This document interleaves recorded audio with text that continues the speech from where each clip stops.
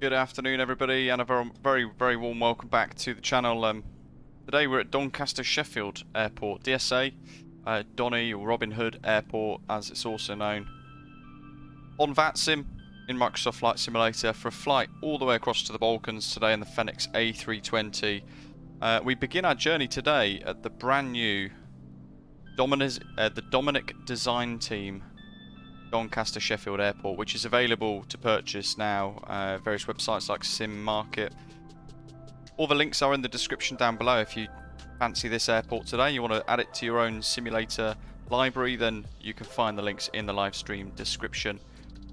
Hello to everybody in the live chat, thanks for joining us today, and you will have noticed, hopefully, whilst you were waiting for the stream to begin, that the 20,000 subscriber group flight, which will be on VATSIM next week, has now been scheduled as a live stream too. Along with all the giveaway gifts and things all ready to go too. Lots of green in the live chat as we make our way around to explore DSA for a little while prior to departure. We're still boarding at the moment. Gav, Brian, Badger, hello folks, Jim, welcome, MPS Gaming, hopefully you're all well, and everyone else who's joined us today on this slightly cooler day than compared to yesterday. Lots of custom buildings around the edge of the airport as well, including a lot of the maintenance facilities further around the airport. And they've done the road network as well, which is quite nice to see as well. Ian, nice one. Balkan Holidays 5560 is our call sign for today. And it's around about 3-hour flight time, I think, which is further than I realised. But we're off to Burgas. There's a freeware Burgas airport scenery. It's fairly average, but we'll be arriving there just so we've got some nice scenery there ready to go too. And we're on the Balkan Holidays livery, which again is linked in the description below. It's from Tropical Sim.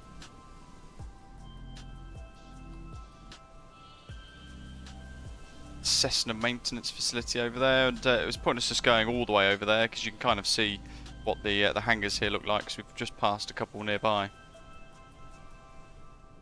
Custom ground textures and the apron and everything. Matthew, good morning. Welcome, welcome. Wally, hello. Over there is the control tower, which actually I want to go and have a look at. So let's turn up the drone speed and let's whiz on over there. There we go. Lovely job.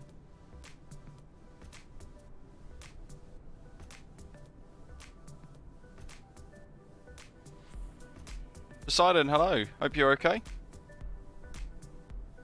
Let's pop into the inside of the tower, shall we? There's an NDB at Donny. They got the Vulcan apparently parked up at the far end too. Let's go and find it. That's obviously one of the big things. It's the Vulcan. There's a Vulcan charity basically. The Vulcan bomber, beautiful aeroplane, rather remarkable aeroplane in fact. And there's a charity that's based at Doncaster Sheffield that has been set up to try and bring it back to the skies. So far they've of course been unsuccessful, but nevertheless we've got to go and find the Vulcan now actually.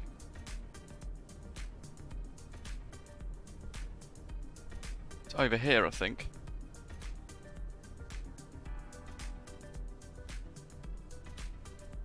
So that I'm getting my corners of the airfield mixed up slightly. Where is it? There it is. I'm literally looking straight at it. It was the camouflage. It was the camouflage. It's so well modelled. It blended in. There she is. Beautiful aeroplane. I've seen it in fly in real life as well. Literally shook the earth. So it's pretty incredible. Yeah, the Vulcan bomber. Magnificent bit of aviation history there. One of 3 V bombers back in the days of the Falklands.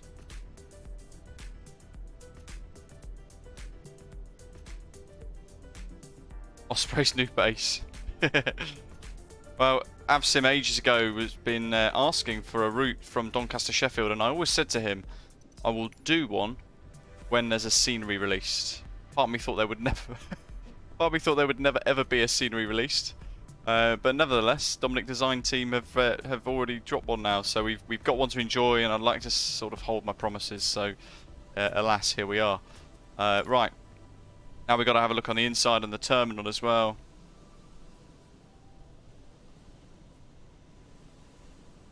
Andy, amazing. Wife's uncle was an engineer in the Vulcan. How fantastic.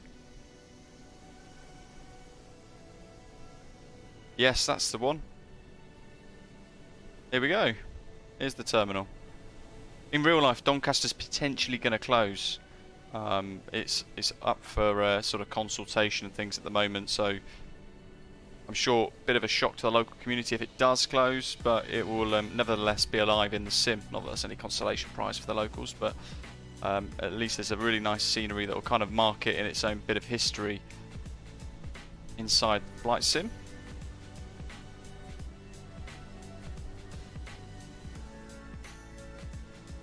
MPS Gamer, they're all from VATSIM, people flying along today. So not a bad bit of scenery, is it? It's quite nice. Look at that.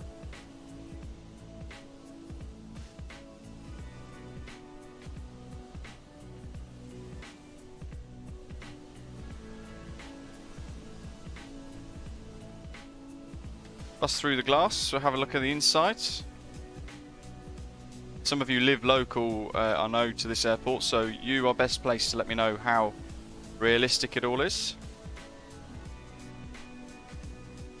Actually, yeah, it's quite surprising, isn't it? There's Robin Hood next to the lifts. Just punch through the floor there so we can see this check-in zone. That's the glass. My drone camera work inside is always pretty awful, isn't it? Cooper, I'm not sure, to be honest. I had the freeware one, that was pretty good, but again, because it didn't cost anything, I didn't mind it too much, its flaws and things.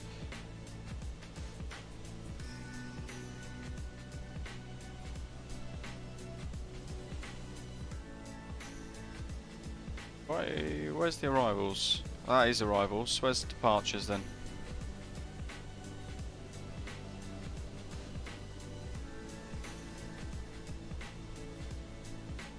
What we want is security, don't we? Maybe I'm being fat-fingered here. I can't find it. It's going to be through here somewhere, so let's just smash through some of the walls. We'll just go to the other side. There we are, there's a load of us actually. Wow, we've pretty much filled Doncaster up. This is incredible. Great to have loads of you fly along. Here we go, here's the departures lounge.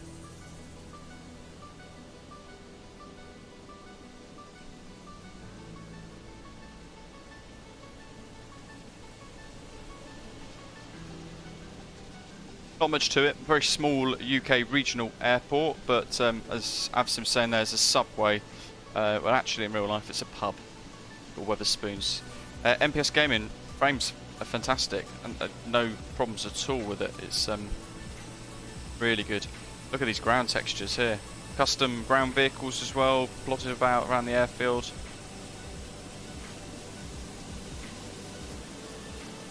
Doncaster Sheffield, folks, and there we are. Stand 3 here at Donny in the Fenix A320 in this pretty cool Balkan Holidays livery. Got to make sure that we've reset our drone camera view sort of settings here, because otherwise it's going to look a little bit more messier than I'd otherwise like.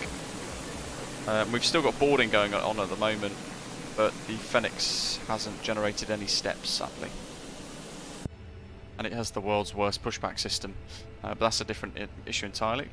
Shan't moan about that today, I'll try not to anyway. Let's sort out the standby instrument. Ta-da! And how are we doing here? Still boarding, I believe. Should be almost there. Yeah, we're almost there, but almost there. You can see our takeoff waiting thing moving around. We've got 5 minutes to departure, apparently. IRS is now aligned. And we've got our route plugged in as well. So heading off to Burgas, initially departing on runway 02 on the Rogag 2 Charlie departure. with no transition, because otherwise it's going to confuse it and send us off elsewhere. We want to go straight from Rogag to Anvil and then away on our Lima 603 airway. And then across Europe. If you're new to the channel, warm welcome. Please do hit subscribe down below, and don't forget throughout today, folks, give this stream a like. There's the departure, initially heading northbound, then flying a right turn to head 180 degrees towards Gamston, and then heading eastbound over the channel past Cranwell. In fact, Cranwell's here, that little blob there. We got RF Coningsby, RF Waddington, all these 3 different airfields here. Skirting the Norfolk coast, the Norfolk coast, and then over the channel, over the Netherlands. Then our route's going to take us over German airspace, and then all the way across effectively to Eastern Europe down here. We're going to arrive into Burgas. At the moment, I think with the weather quite variable at the moment in Bulgaria. We're expecting the RNAV for 04 via Eltog on the Asena 4 Delta arrival apparently. We'll see how we go. And there's the charts for Doncaster. So runway length 2,894 metres. See the NDB in the middle there as well. And the main apron's just this small little square. So we've got to push and start facing north, and then we're going to taxi Charlie 2, Alpha, and then we're going to hold at Alpha 1 for a departure on 02. And again, as we said a minute ago, we're going to head north up to flight level 80 max, 185 knots, turning right and then heading southbound as we go. We'll probably be level at 80 at that point, and then we'll climb up to flight level 160 to achieve that by Rogag. And a couple more speed constraints there for us. On the Rogag 2 Charlie, max 230 knots on that left turn at CNS 06, and then through Ledla it's a max of 250 knots for us. I assume that is just because of how congested the airspace is around the airfield as well. And we've got our route tracked on Valanta as well. Initial climb to 16,000, QNH 1014. What else do we have? And on our performance page,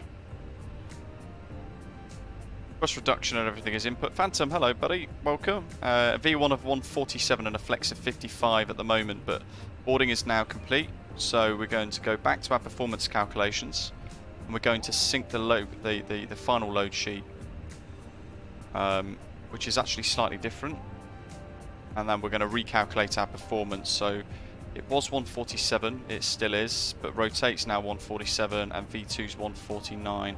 Flex of 56 now, but the trim's the same. There's no takeoff shift, so 147, 149. And flex 56. There we go. 1228. 2000, that's all good. We've got no weather radar, sadly, and now we need to go to their pushback system.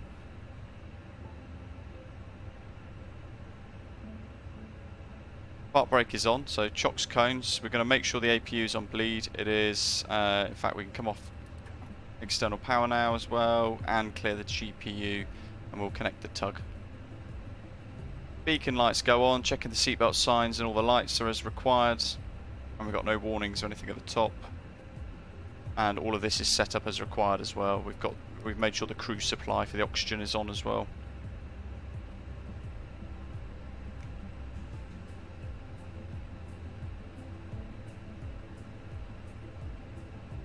Donny traffic, Balkan Holidays 5560, stand 3, push start facing north.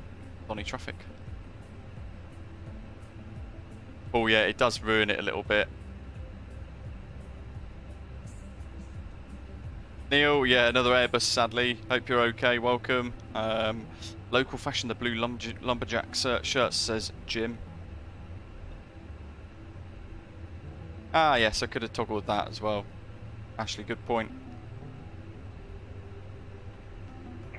Donny traffic, Tomjet 3110, pushing back, push and start, facing north.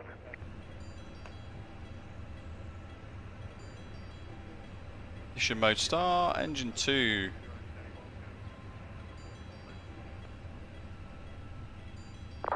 Company message, we'll use the second one here, it's just the final load sheet. The second MCDU will accept it, and actually we need to try and guess where we need to start this turn. I'm going to assume about now. Maybe not. I hate this pushback system.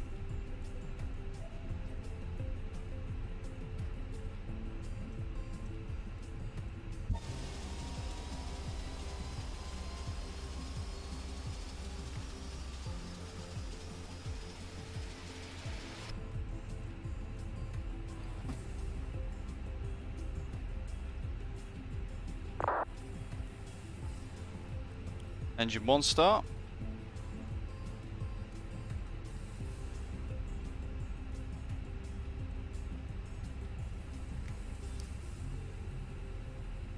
Okay, a little bit of fiddling, but it's probably as neat as we are going to get.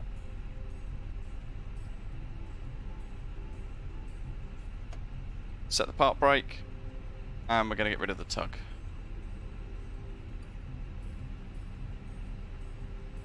On Wes, nice. Ryan still uses toolbar pushback. I've tried, but I've just had no end of problems with it, really. There goes the tug.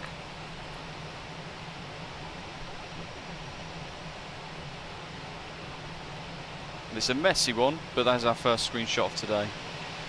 Not exactly accurate on the pushback, but it is the best we can do with what we've got on this system. Yo, hello buddy, welcome. Oh, listen to that noise. Okay, let's go. Taxi lights on. We'll put that on auto for now. The emissives are pretty rubbish as well, to be honest. Initialize weights. That's strange, because everything else was done.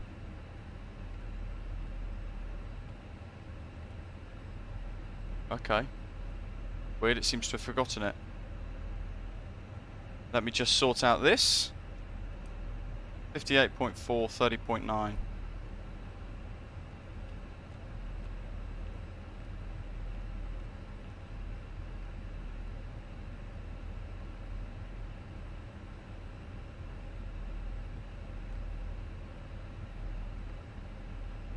Flight level 370. Sounds like we might only be able to get to flight level 350 potentially. Takeoff config, test. Auto brake max, let's go, park brake off, and rock and roll. Yeah, it's not as fun as the 737, is it? Doncaster traffic, Balkan Holidays 5560, taxi to hold point Alpha 1 runway 02 via the main apron, Charlie and Alpha, Doncaster traffic. Gotta go full left and right on the stick. Make sure we've done our control surface checks.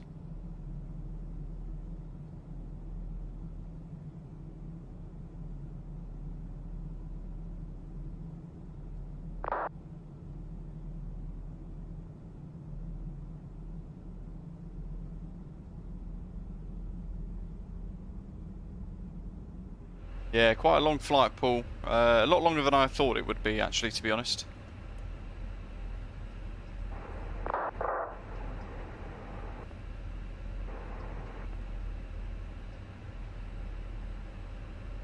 Let's get the APU off. Doncaster traffic, Tomjet 3110, taxiing Charlie Alpha 1 for runway 254. Interesting.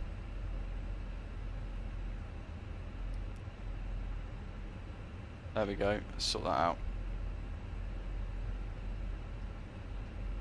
Doing the tiller stuff again, isn't it?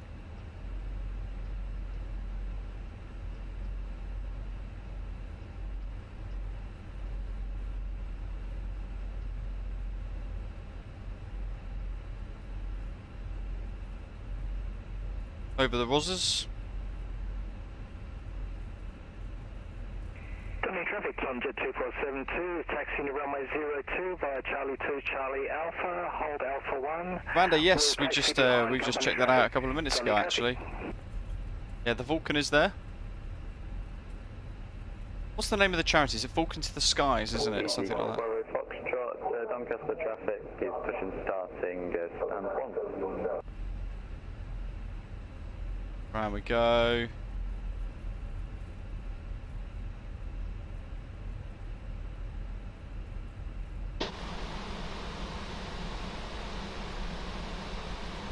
Couple of liveries for this on flightsim.to, but the one that's linked in the description for the Balkan Holidays livery for the Fenix is probably the best one that you can get. There's a couple on that website too. Have I tried airline announcements? Paul is asking. Yes, we've used it in the past actually.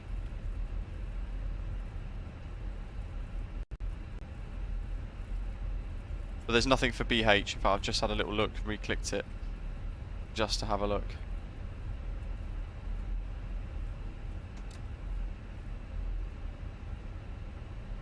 Yeah, Commander Shadow, we checked it out a couple of minutes ago. A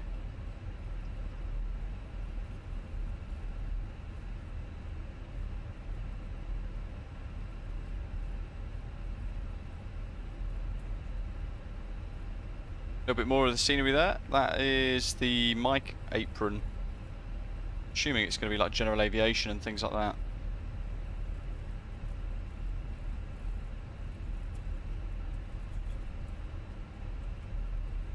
And then there's the fuel farm here. Commander, you have to watch that little bit back, I'm afraid. It's a long flight ahead of us. We've had a good look at the Vulcan already.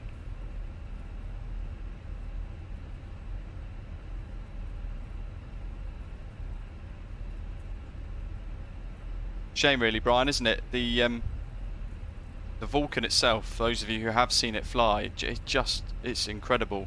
It would literally just, it would shake the ground when you were... Jesus.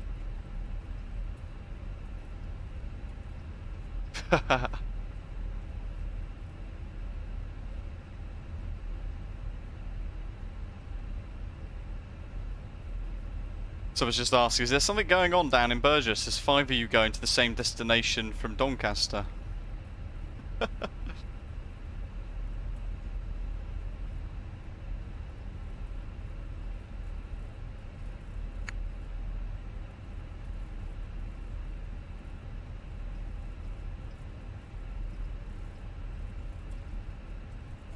Okie dokie. Doncaster traffic, Balkan Holidays 5560 is lining up runway 02 via Alpha 1, taking off Rogag 2 Charlie departure, Donny traffic.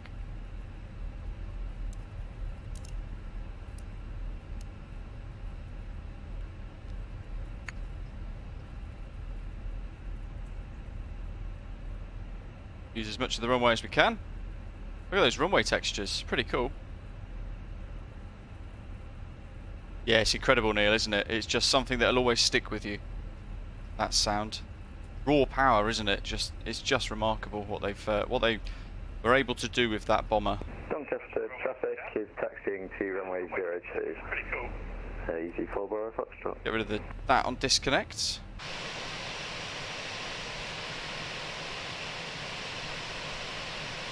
Okay. Well, looking at takeoff memos, we've got no blue and we're all set up, ready to go. So a little bit of the brakes, let's get a bit of power up and we'll be on our way. Let's stick forwards.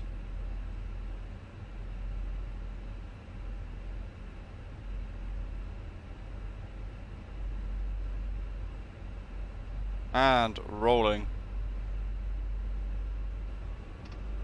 2 clicks. Flex, SRS, runway. Speeds alive. And got a bit of a crosswind here actually, using quite a bit of right rudder. You can see the windsock on the right hand side. I'll make sure my stick's into wind as we go through 100 knots. We want to keep that wing level as we rotate, so we are steering into wind. V1, rotate. Jet 3110, lining up runway 02. There we go. Little bit of cross controls there to try and keep the wings level, landing gear up. We're going to hold that attitude and get the autopilot on.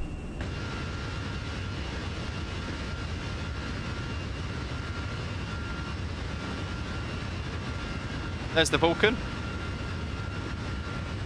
Yeah, I've got to get that in a screenshot, don't we? There we go.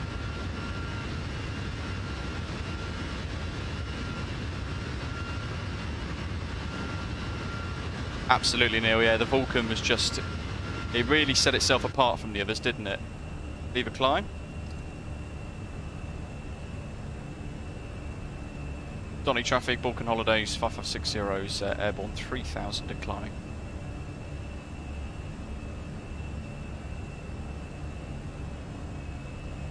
Through our acceleration altitude now. So it's a very steep departure at Doncaster.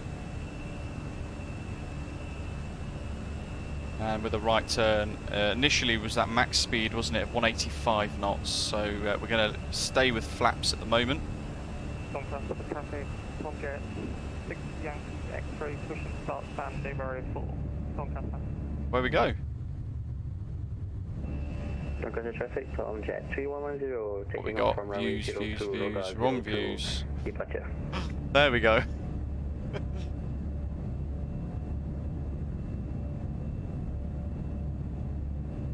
Yeah, of all the three V bombers, the Vulcan was just the most incredible, wasn't it?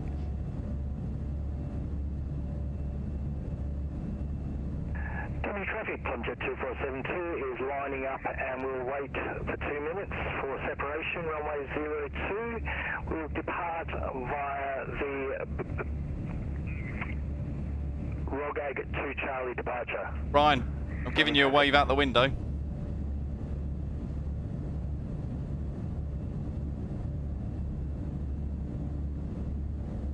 Wes, that's awesome. Wow. Did not know that. Wings level here, so we should be starting to accelerate in a second, and we're through transition, so let's go to standard pressure. Make sure the standby instrument is also matching standby pressure. Yeah, that's one thing that I wish this aircraft just remembered. Ruddy linked controls. There we go. Let's disarm the ground spoilers, clear the flaps at the same time. And we'll leave it in managed climb for now. Once we get this left turn out of the way here, we will continue, we'll then turn the seatbelt sign off basically. 370 wasn't it? We'll try and get to 370. It's warned us that we won't be able to achieve it today. So this is the VNAV doing its thing now. Doncaster Sheffield, Balkan Holidays, 6 minutes last left pass, is 40.1 Alpha 1, via Charlie Alpha.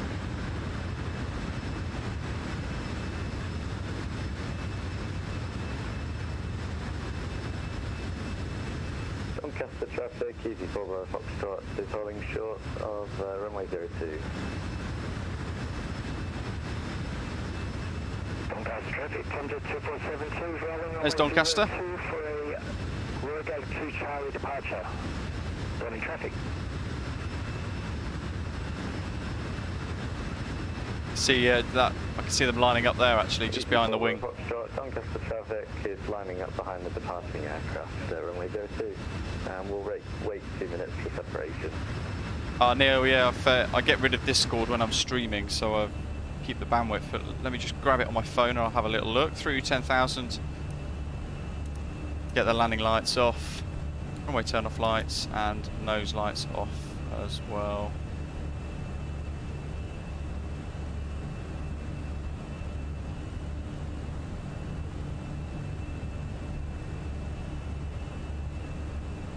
Tell you what, it's hot today in this room. I'm glad I wasn't streaming yesterday because I think I would have ended up melting. Neil was asking some questions about airport scenery. As I haven't as yet bought any. When using it, do people install it and leave it there, or just add and remove it as they need it? That's a really good question. So I use something like addon linker, and basically everything I've got installed, I can just toggle it on and off. So I can toggle it on and off inside the sim. before I load it, based upon what I need for the flight. So today I've got a couple in there that's permanently active, like the Orbex and Contrail liveries, scenery. Sorry, a lot of those remain active and installed, and the Aerosoft stuff. But otherwise, we just sort of leave it as it is, and I turn off all the other things I don't need.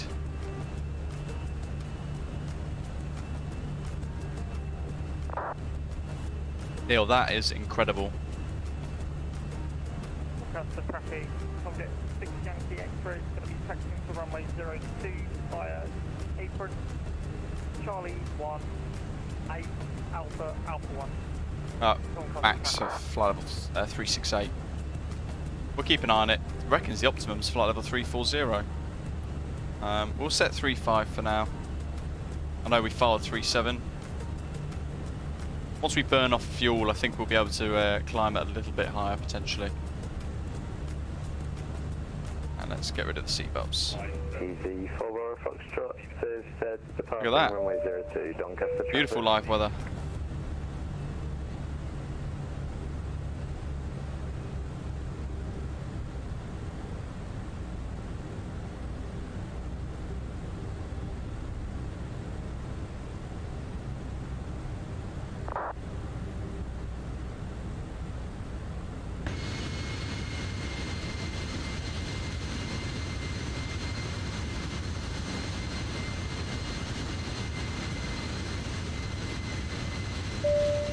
VATSIM, no way.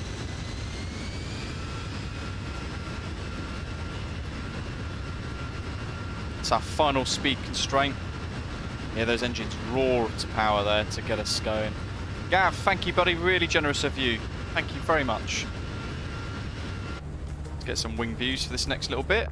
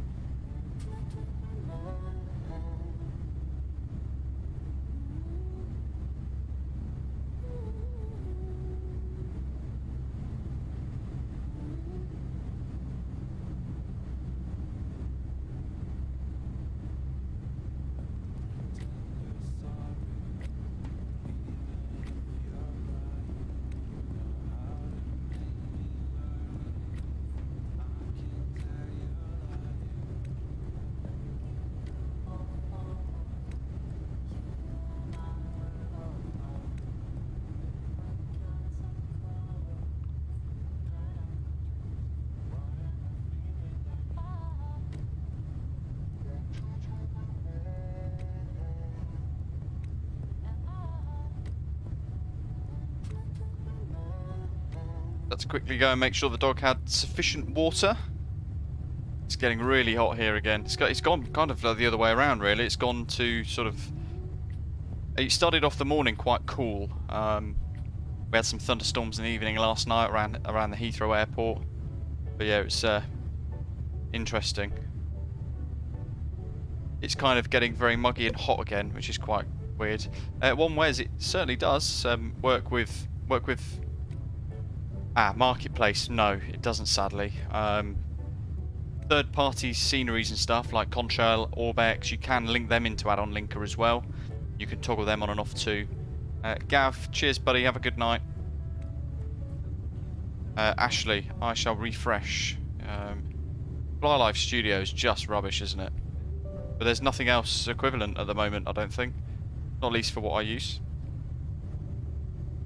What are we? EGCN to LBBG. EGH 5560. Alberto, good morning. Thank you, buddy. Really appreciate it. Hopefully you guys are looking forward to the giveaway group flight next week. We're doing Miami to Toncontin. That was the overall winner from that ranking poll that we did over last week. Matthew, I've ended up purchasing some air conditioning.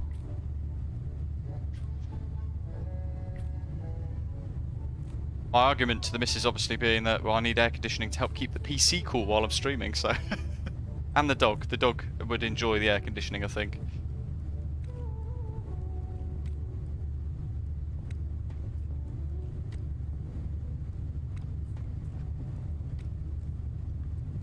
There's the coast. And on that basis, if we go to the other side...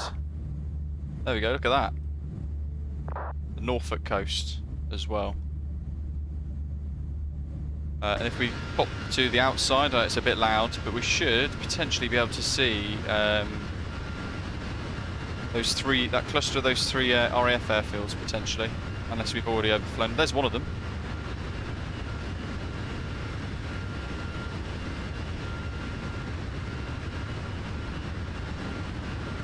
That's Coningsby. Can't quite see it, it's a little bit blurry. Waddington was behind that one actually. Waddington's through the cloud there. Big airfield there. And then RAF Cranwell is there. No, it's not. Where's my eyes? Deceiving me. Where are they?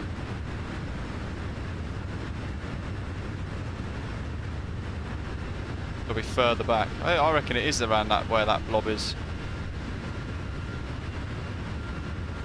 But we're just too far for it to actually render in to be visible.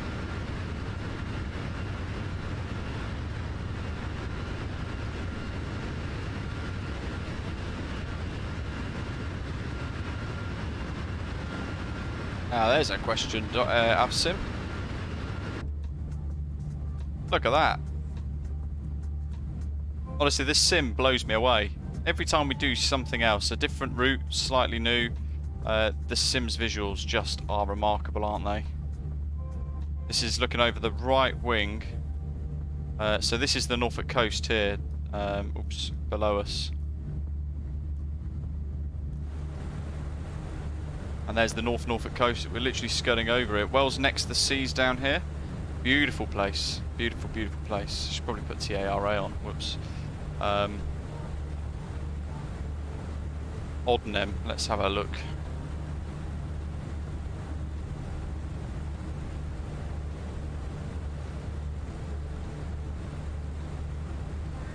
$673 miles.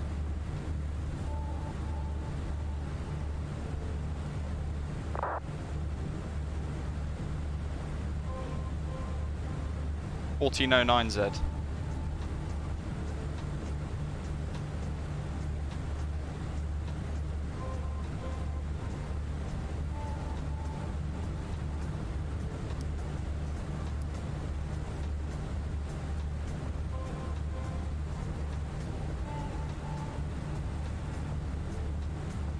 Gavo.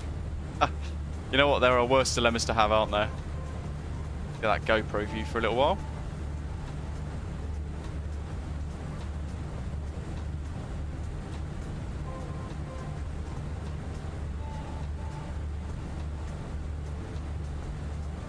At the moment, situation could change throughout the flight, but at the moment, currently, we are looking at a Unicom all the way, basically.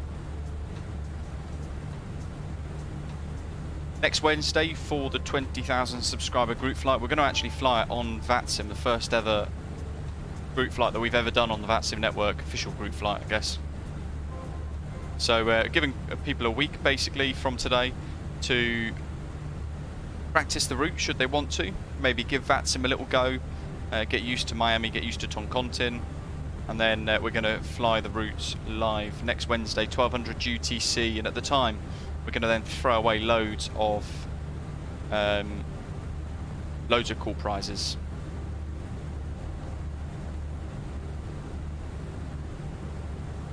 Two of those prizes next week are a license from PMDG to choose either the 737-700 for MSFS or the 737-600 for MSFS, which they're just incredible prizes. 50 euros worth of Contrail vouchers. We've got some channel merchandise, and Burning Blue Design, who created that wonderful denim aerodrome and the recent Rochester scenery release that we've done a video on. They've donated 2 licenses for their denim aerodrome scenery as well, which is where currently, or at least recently, I've been learning to fly. So really, really cool giveaway with some great prizes.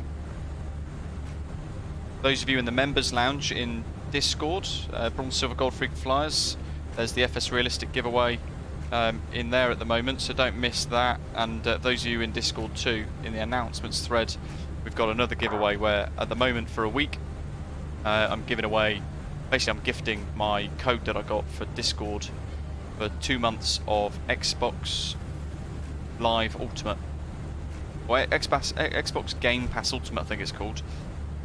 I haven't got a need for it, so rather than let it expire, I shall give the code to somebody to enjoy. Neil, fantastic. The route will be, it might be tweaked over the next week, but it's going to stay fairly similar. I think the only tweaks are going to be the departures, the SIDs, the runway in use, and the stars. But we're hoping for that all, really tricky, that all famous Arnav approach into Toncontin that sweeps through the valley into the hills and round to the airport. And the thought behind next week, what we're going to do is we're going to fly to Toncontin. I'm going to land first, hopefully, and then we're basically going to spot everyone else's landing. So we're going to watch the carnage, and it's going to be some really good fun. I might even rate people's landings out of 10 on Unicom as well.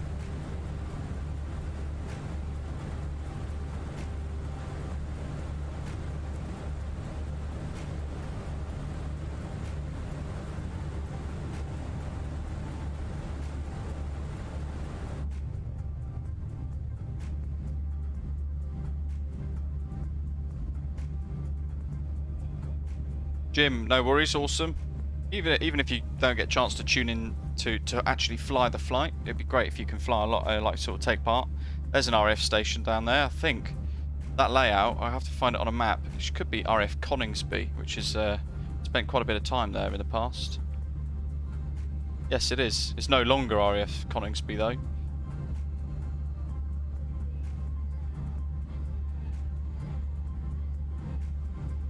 And then there's Norwich International, another little regional airport. So RF Coningsby, what it was, the home of the Jaguar, just below the engine cowling there that we've just passed. No longer exists as an active RF airfield though, sadly.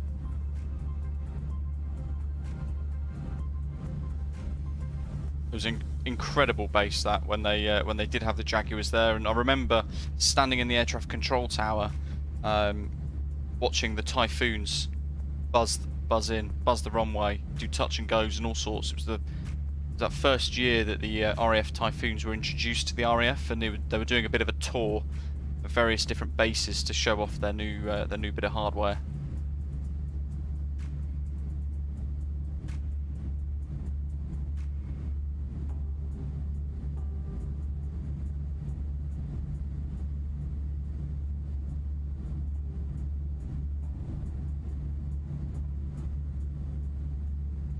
VATSIM, that's not a bad idea.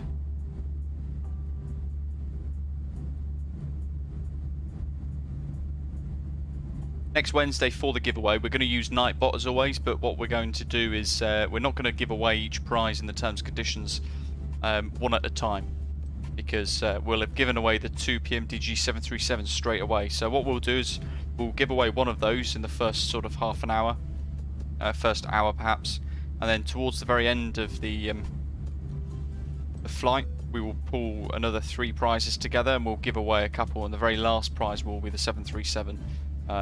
But it will run across a wider draw with multiple prizes grouped into one, so we'll roll about 3 or 4 winners for each draw.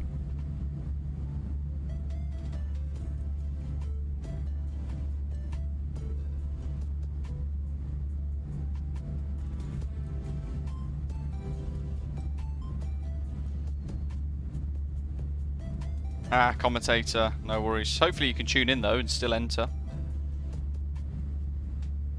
The 737-600 is obviously releasing quite soon, and if it hasn't yet released by the time we do the giveaway, I'll send the email across to PMDG to let them know that these are the 2 winners, and each winner gets to choose either the 700 or the 600 variant of the 737, and it will then be added to your PMDG account free of charge.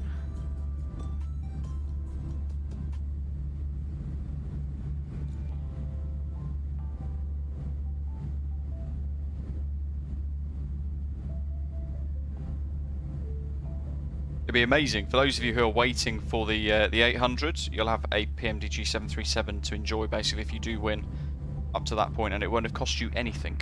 Jet 3110 inbound for eval, increasing speed to 0.8 Mach.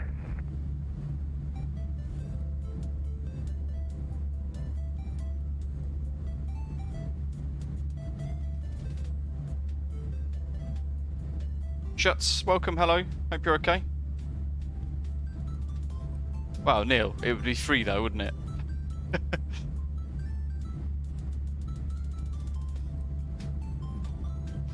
it? Sorry, Andy, I meant Coltishall, RAF Coltishall. We flew over Coningsby earlier, didn't we? Flew over Coningsby, and then that airfield that we were mentioning in the Norfolk sort of coastal areas, just slightly inland, so that's RAF Coningsby. Sorry, RAF Coltishall. Good grief. Put my teeth in. Dusty2, hello. Shuts. 4 months. Nice one, thank you for all of your ongoing support. Really appreciate it. Jim, amazing. The merchandise you ordered was only, Friday. Wow. I was going to say it was only a couple of days ago now. It's about 5 days. It's already on its way. That's awesome. Hopefully you'll be enjoying it nice and soon.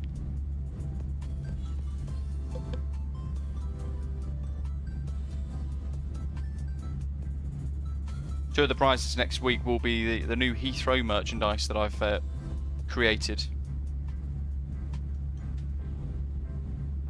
There'll be either a sticker or the Heathrow mug, which is like an overlay of the charts at Heathrow.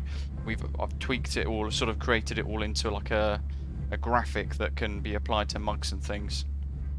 There we go, Neil. Lovely, awesome. Yeah, gotta love a freebie.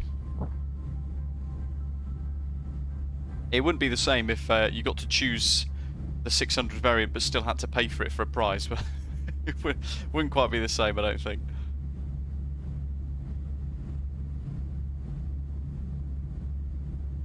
Here's a question I've just thought of. Has this got an interior that's been modelled for the livery? No. Oh well. Jim, yeah. Have to. If I had, I think beyond 100,000 subscribers, you can get them to design it for you. If not, you have to pay them, like, I think it's about £1,000 to design some merchandise. Which would be fine if loads of it would sell, but it's not. It's kind of just there for people to enjoy. Now and again, it tickles their fancy and they make a purchase. And yeah, got a couple of rather cool Heathrow related stuff.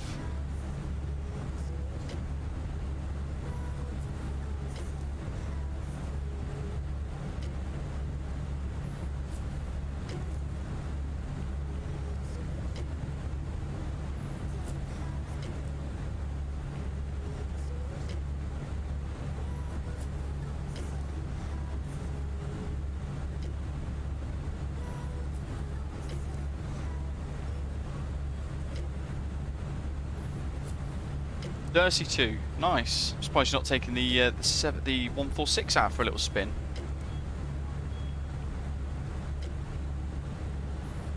Oh, there's a product idea, Andy. It'd be great if we could put a chip in there so it'd recognise the level of it, and then just as you get to like the last little bit, it shouts minimums at you. That'd be quite cool. Nuclear Productions, welcome on board. Thanks for subscribing to the channel. Hope you're well.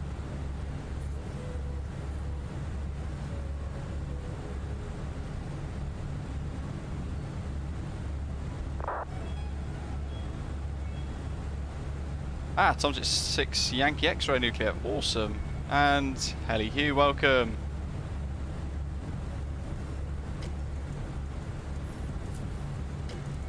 Andy, there you go. In the pin message now, you should see the mug.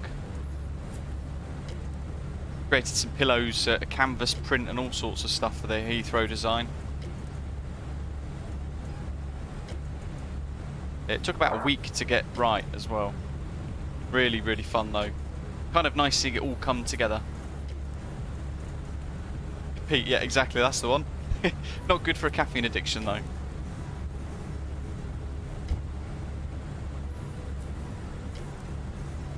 Look at the cloud. It's just incredible, isn't it? Oh, we have some ATC incoming. Master control, I think, isn't it? Let's have a wee look.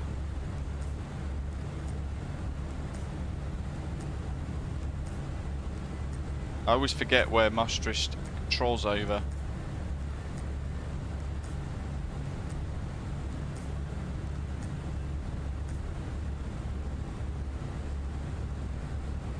Jet's currently sat in the CRJ 900 at Palermo. Not been in this baby for a long time. It still looks great. We're in that tomorrow, actually.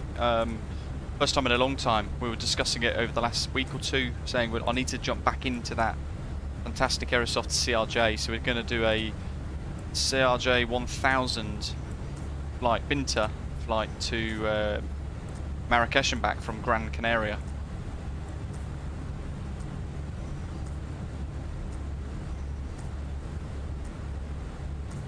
Robert Duck, hello, welcome.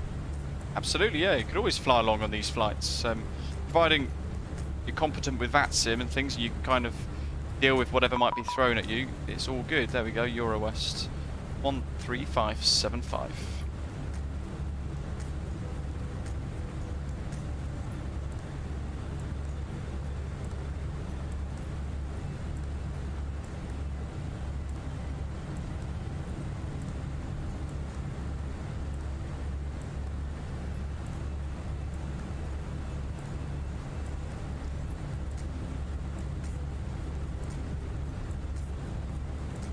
Lufthansa 2 Echo Whiskey. There we go, we get to flight level 370 now. Lufthansa 2 Echo Whiskey, direct to Dina.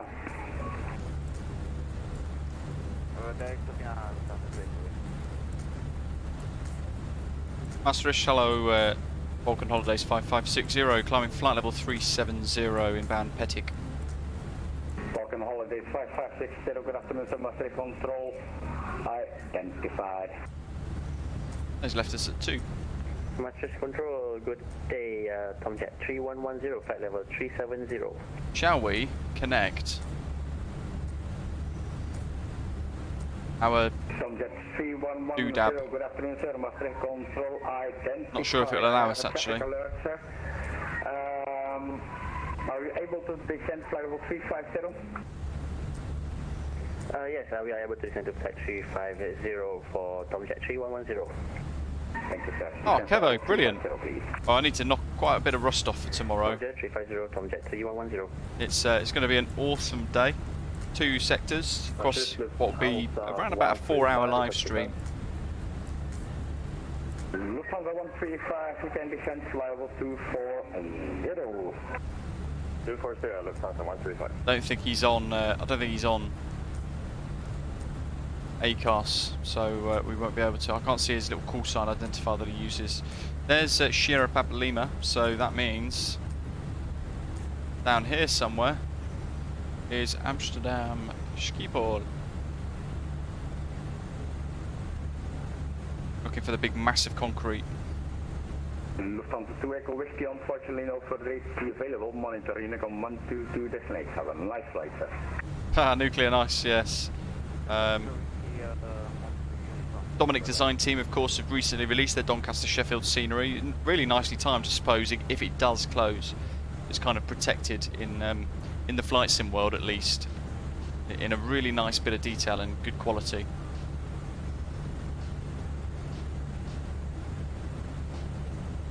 But it might not close.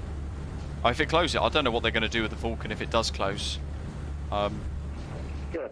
It can't fly, can it? So it's not like they can just take off with it and head off to a different airfield and continue the charitable work in restoring the aeroplane and things.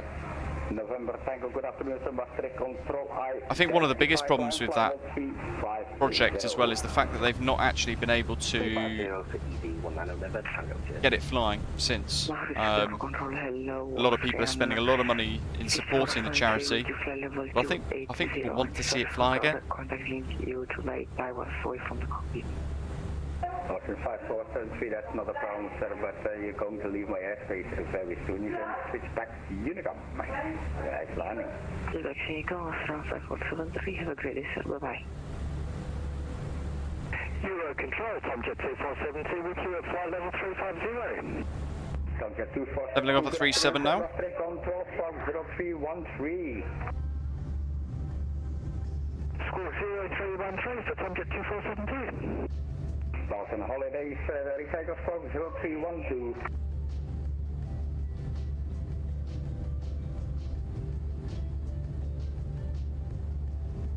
Lufthansa 135, request for the descent. It said Balkan Holidays, but didn't hear. Grumpy, hello, yes. Lufthansa 135, right there, sir, can contact in Didn't fact hear the numbers. 120.8. Good day. 120.8, bye-bye. Easy 4 Bravo Foxtrot, good afternoon with you, flight level 390. Easy 4 Bravo Foxtrot, good afternoon, sir. Master control identified. Very welcome, sir. Break, Tomjet 2472 identified.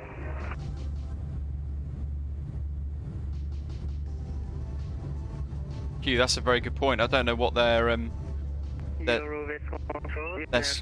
sort of rules and stuff are, or what agreement they've got in place with Doncaster's airport. Good afternoon, sir. Master control, I was calling you for several times, but not to worry, sir. Right cycle squawk 0311. Squawk 0311, you're on 774 We see him. And I'm sorry for delay. I was taking my mark. Balkan Holidays 5560. Go ahead, Balkan Holidays 5560.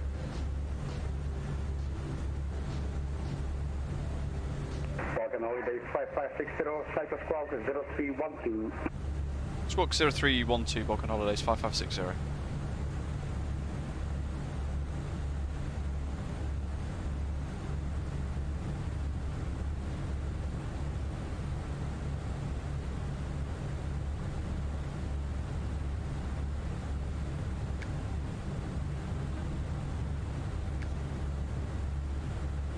VATSIM, awesome. What are the chances? The only Balkan Holidays flight on the network, the entirety of the VATSIM network, we're the only call sign for this.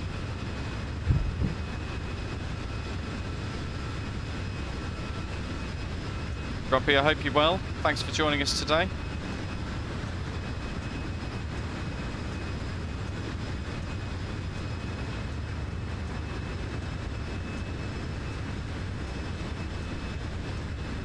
You see Amsterdam Schiphol at the moment? There it is. Look at the size of it. Look at that in a little screenshot. There's the Bulgarien. I'll have you taxiing for longer than your journey if you're heading off to Stansted.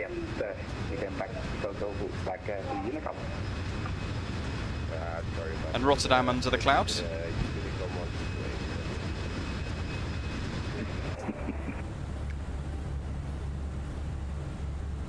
Hello, radar, this is Turkish 151, flying direct to Ashkert at flight level 370.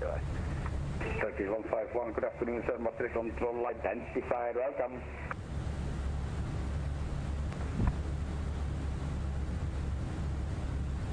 Message control, Tomjet 3110, do we need to set any squawk code? Tomjet 3110, let me check it. Oh yes, Tomjet 3110, recycle squawk 0314. Jim, awesome. Do I need to look right or left? VATSIM, yeah, we've given him 2 months to calm down. Hopefully he's learned.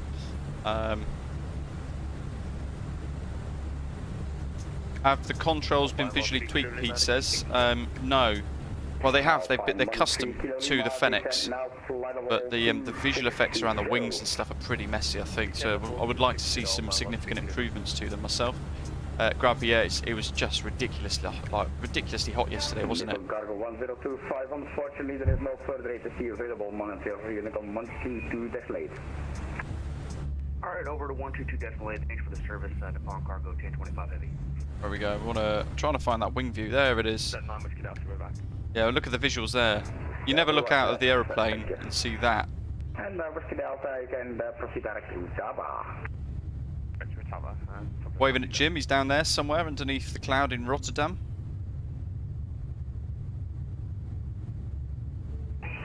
Southwest 20, proceed direct to Noco. Direct to Noco, Southwest 20. AR Simulations, hello buddy, welcome. And Phantom saying lives in Utrecht, and that's to our right. Hopefully I pronounced that okay.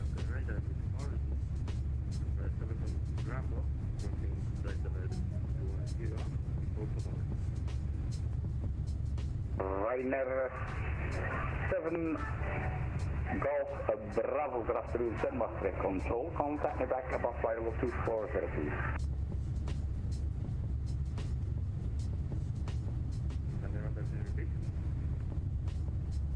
Seven Golf Bravo, contact me back above flight level 240. I can't see you on my radar screen yet. Utrecht.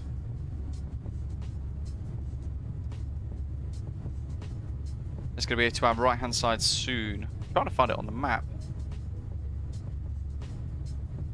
We're about to fly over Lelstadt Airport. Hello, Airbus A320, we for 72 or request squawk code. This 470, what is your position, sir?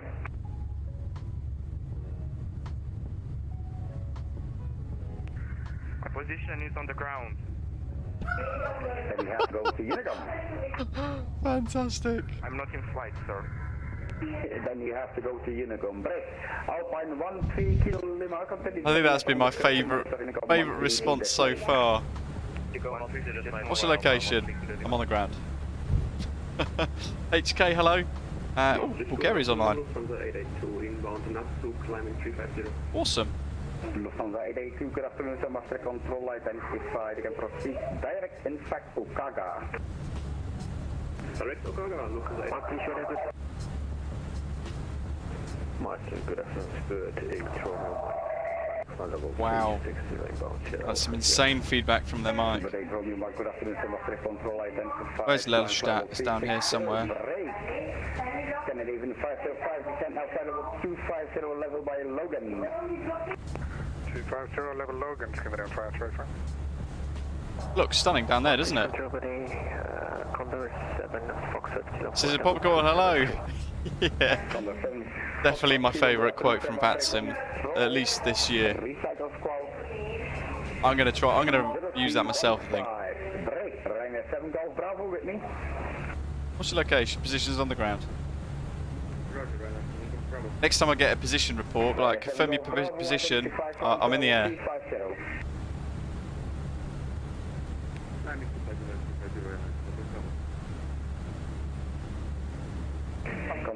Grumpy enjoy. Guinness hopefully awaits.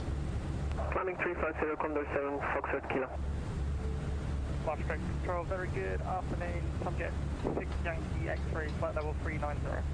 Emiliano, welcome. Thanks for the videos where you're sharing about VATSIM. I've made my first flight ever in the UK and was awesome.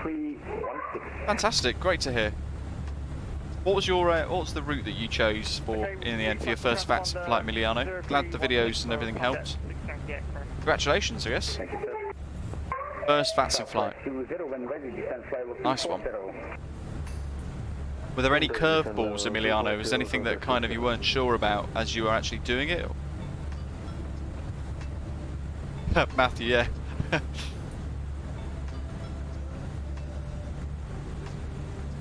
From just 6 Yankee X-ray identified or something.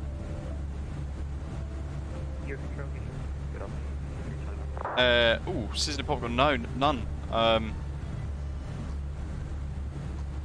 I've not had any. Station call So, for me. EGC3 Charlie Mike. get that feedback on a mug. EGC3 Charlie Mike, good afternoon, sir. Master control identified climb level 380 direct to body.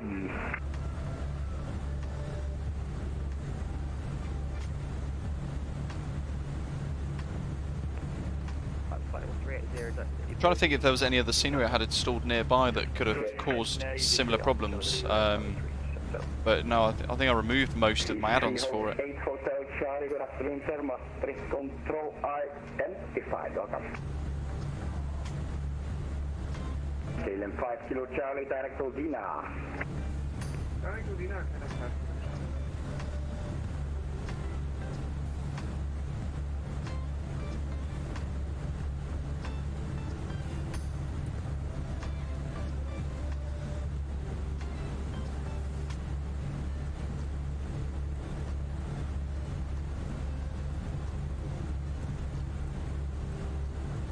Master control, subject 6 Yankee X-ray, any shortcut for us?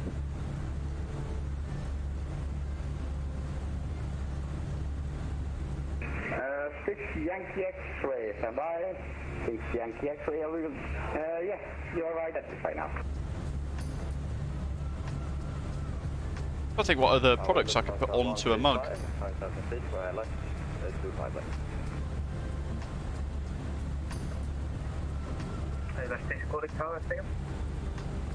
Master control, 6 Yankee X-ray, request shortcut from Able. Who's calling me? Lufthansa 135. 6 Yankee X-ray direct. Is that progress so far? Just Just here. We're about to leave the airspace of the Netherlands near Shade. We're in Shedder. No idea how to pronounce that. And then we're into German airspace, passing over Münster, Gütersloh, Paderborn. Wonderful little free scenery from Aerosoft there. South of Leipzig, or Leipzig. And then heading then over the Czech Republic, or Czechia as it now is, passing to the east of Prague. Slovakian airspace, a little bit. Over Hungary, north of Budapest. And then we're going to be into Romanian airspace for a little while, passing south of Bucharest, and then into Bulgaria. And at the moment, Bulgaria's centre, Sofia Centre or something, is online too. Sofia's on the far west, Burgas on the far east. There's Varna. And there's the Black Sea.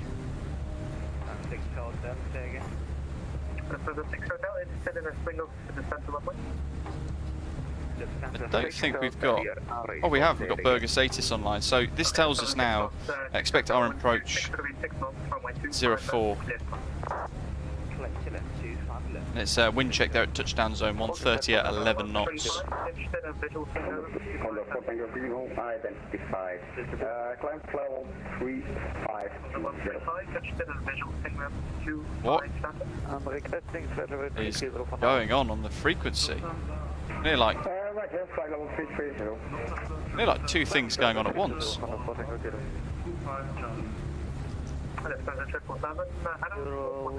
774 heavy request direct from 485. Pyrenees 774, I can give you a direct up cruise. Rubber Duck, we're using VATSIM.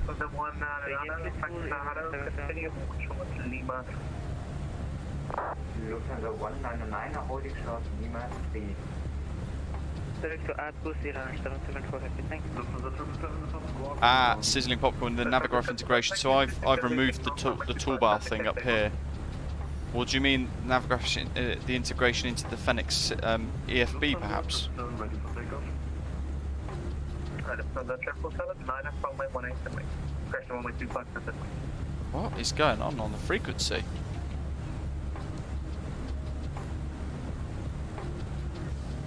I don't know. Ah, that's COM 2, 12485. From the 777, negative, line up, runway 257. Southwest 20, contact line 120.8, bye-bye. 120.8, Southwest 20, bye-bye, thank you. There you go, let's get rid of that. Toolbar, yeah, I've removed that. I never tend to use it, so I've kind of just decluttered the things I don't ever use out of the sim. Yeah, Ashley, thank you. I just noticed on VPilot it was COM 2 flashing away.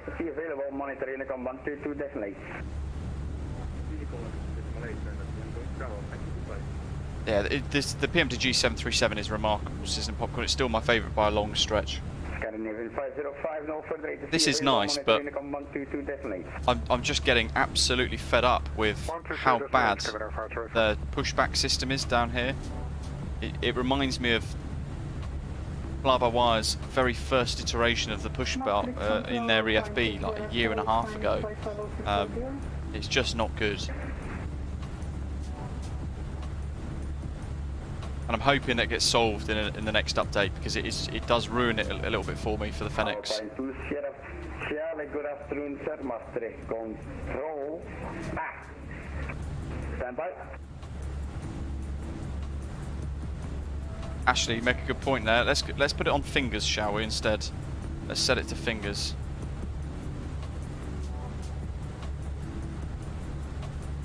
Alpine 2 Sierra Charlie, identified. Proceed direct. Echo Papa Lima. That'll do. Direct Echo Papa Lima. Alpine 2 Sierra Charlie.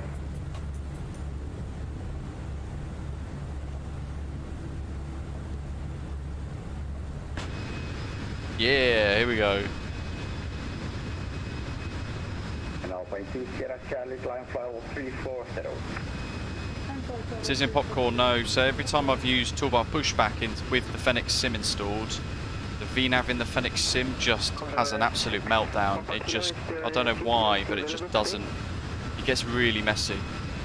Really messy. So you pretty much have to remove the toolbar pushback mod. Which is a shame, because it's the only one that works really nicely with everything else except for this. So for me, I'm more inclined to say it's an issue with the Fenix. Jim, no worries, buddy. You have a good one. Safe journey home. Will be Echo Uniform Mike Whiskey. Copied, Condor 7 Foxtrot Kilo.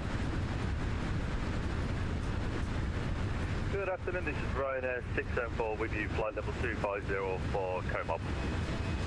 Ryanair 674, good afternoon, sir. Master control license. You can proceed, in fact. Obiga. Pretty much sizzling, yeah. Direct Obiga for Ryanair 674. Not used pushback helper for a long time, actually, Poseidon. I kind of forgot it was around. I've always used toolbar pushbacks, it's very good. That works with everything else really nicely as well. It is only with this that it doesn't work. So your Fenix say that toolbar pushback needs to be updated, but I'm kind of inclined to say it's a bit of a 50-50 responsibility, because it works with everything else except for the Fenix A320. Emiliano, nice. Flew from Manchester to Leeds. Nice little short route to get you into it. Hopefully you went well. Now the world's your oyster, Emiliano. You'll be flying along on VATSIM really nicely on all sorts of routes around the world now in the sim.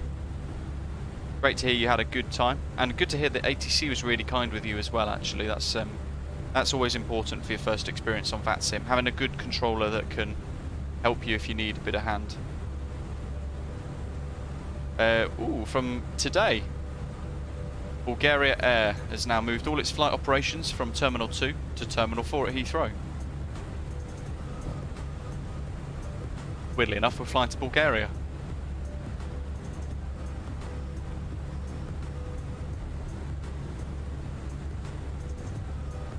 Kilo X58 Tango, no further ATC available, monitoring the command 22-8.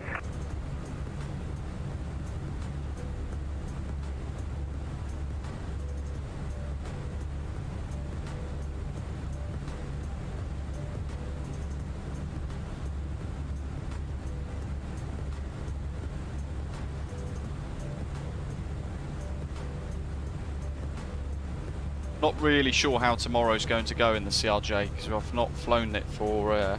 When was the last time we used the CRJ on stream? I think we're looking over 6 months, aren't we? Or perhaps almost 6 months.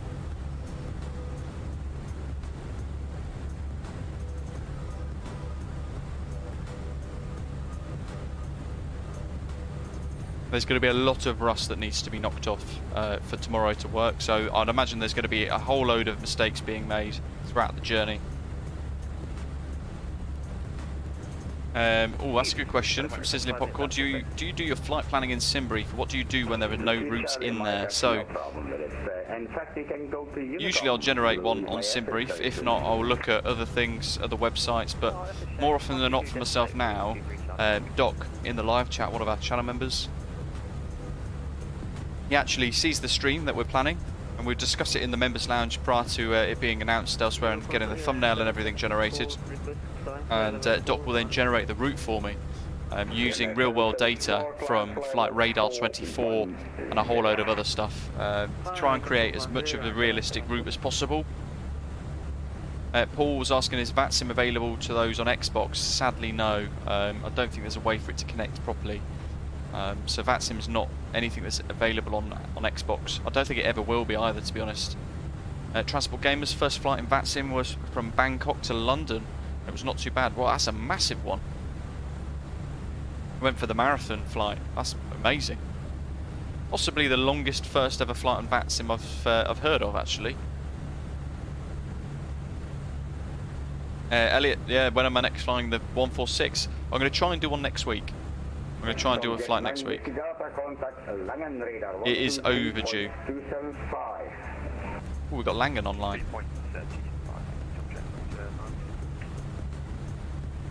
Under 4 Tango Kilo, contact Langen 123.275. Although it's Langen's South Germany though, near Stuttgart, so I don't think we're going to be affected by him. Who knows?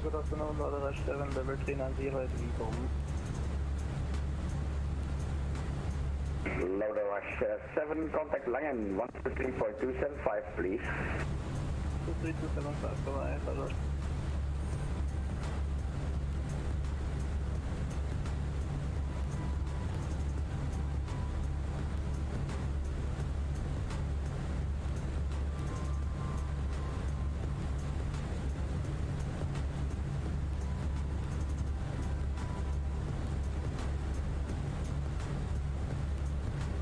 on the 4 Tango Kilo.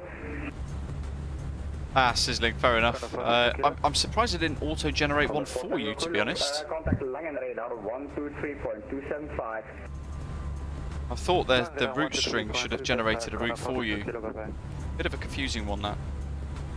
I've not, I mean, yet to come across a route on Simbrief that doesn't auto-populate with something. I thought it was supposed to kind of look at all the waypoints and auto-generate it for you regardless. Interesting. Transport Game, I mean, that's the beauty of VATSIM in a way. You get all these different regional accents and different standards of English and things. It makes it really immersive. Elliot, how do you know when to descend in the BA 146? You have to kind of calculate it in your own head to work out what your top of descent is going to be based on what you've got. Oh, there goes the woofer. I will be back in a second.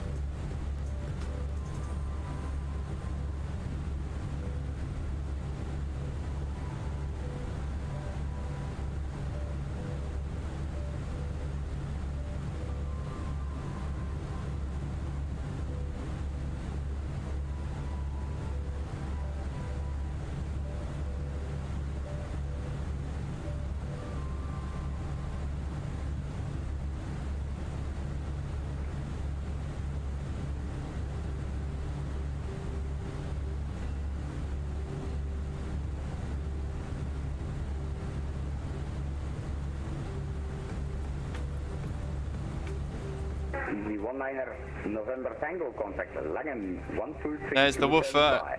Absolutely. He's always the other side of the house, but you can hear him barking away in the microphone. But he is a big dog, to be fair. Oh, sadly, yeah. I might do on. Do you guys have access on Xbox to the MSFS multiplayer servers? Because I'm tempted to do a group flight on there at some point. Maybe some helicopter flying. I know Helicopter Hugh actually has created a really nice route for us, which we need to do. We might do it on Join FS or something at some point soon. But wonderful little route that we need to factor into a group flight at some point. It could even be a 25,000 subscriber group flight when we reach that target. Control, good day, Eurotrans 524 Delta, flight level 280. And you heard the ring doorbell as well, Andy. Recycle squawk 0321, please.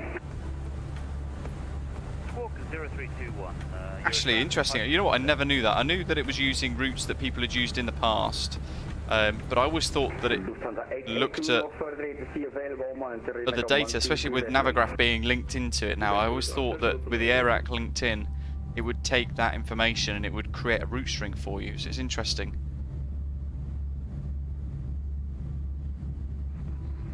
Control, good afternoon. It's France 565.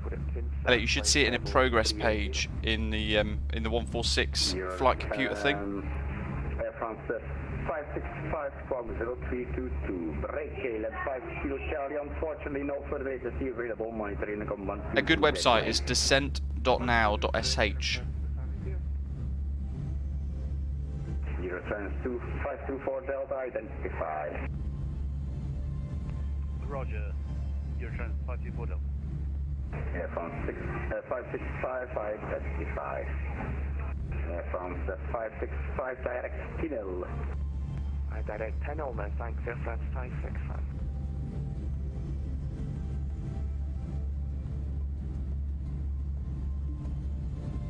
Eurocontrol, Scandinavian 590, 50240, direct Sopop. There you go, Sister Popcorn. You'll never be without a route again with Eddie Gla. Scandinavian 590.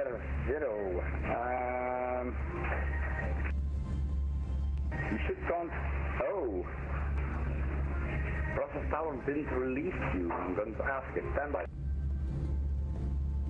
Roger. Transport Gamer, yeah, no, I agree. Japan actually is one of my favourite places to fly. One of my favourite places in the world, to be honest. But yeah, their accents as well on VATSIM, quite difficult to understand sometimes. So you have to work hard, as the pilots would in real life anyway.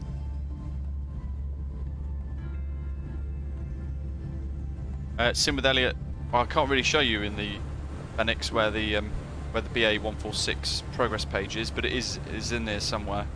Obviously in this you could just click prog and you could write the waypoint you want to descend to. Langen is on line 123.275. 123.275 for Tomjet 2472. Thanks very much for the ATC.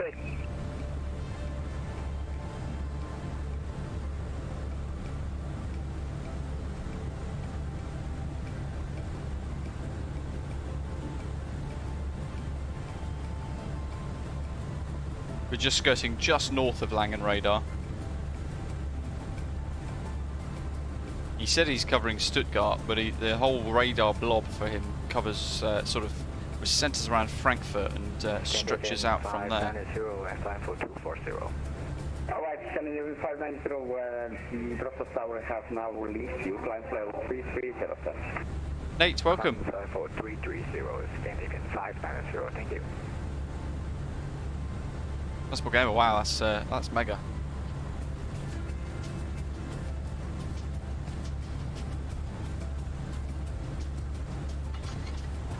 Easy 8293, contact now Langen 123.275.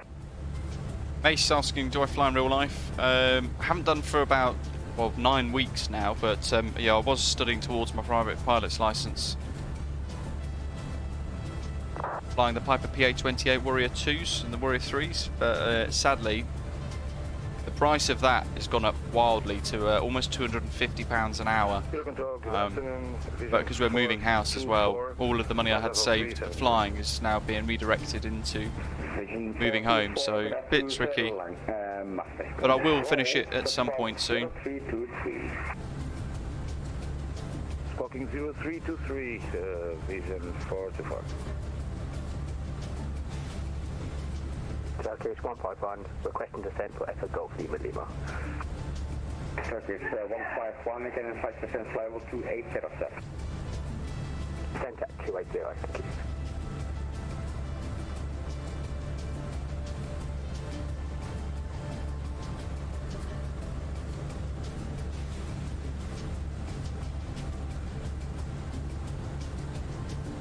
Do need to get back into flying.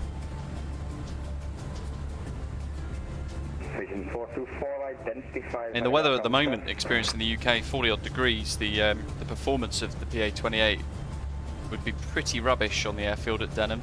I would imagine they're using 2 stages of flaps to take off. In hot weather anyway, normal hot weather in the UK, they were the aircraft was kind of using about 3/4 of the runway with 1 stage of flap, with 2 of you on board and a full tank. So I'd imagine going up to 40 degrees, it was probably using all of the runway, hence flap 2. Unicorn, thank you for Especially if you were taking off eastbound, sorry, on 06, you had to clear the tree line quite quickly. The other side, not so much. 5560, no further ATC available. Monitor Unicom 122 destination. Have a nice flight. On to Unicom for Balkan Holidays 5560. Thanks for the ATC. G'day.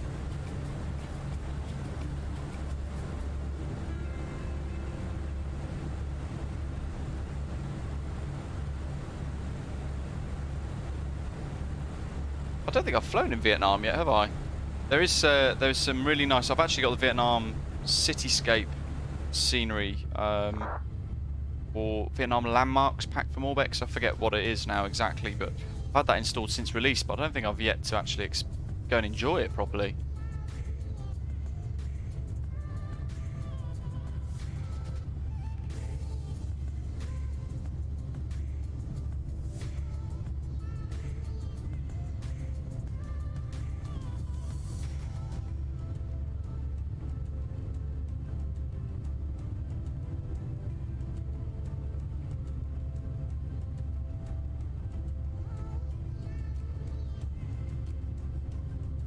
Oh, Mace, that's a tricky one. Not really sure where you stand with that, to be totally honest. Mace is asking, could I become a pilot with dyslexia and ADHD, as he struggles at reading and spelling, also has bad short-term memory, as his symptoms of that. Short-term memory is quite key to be able to recall information quickly, especially when it comes to comms with ATC. And then remembering what they've told you, like squawk codes and things like that. But do you find, Mace, if you're doing it more frequently, if you're recalling a particular type of memory more frequently, do you find that it improves slightly, or is it just is it something that doesn't necessarily improve with training and experience and things? But it may well be you want to speak to a doctor about it. Say to them, I'm thinking of learning to fly, or even go down to your local flying school.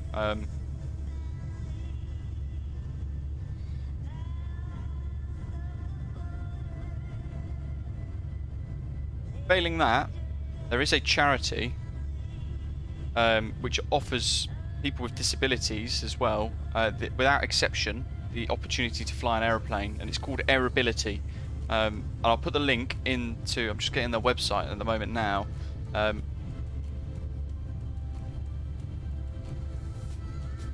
There we are. I'll put that link in the live chat for you, Mace. If you are in the UK, wonderful, wonderful charity. Wonderful charity.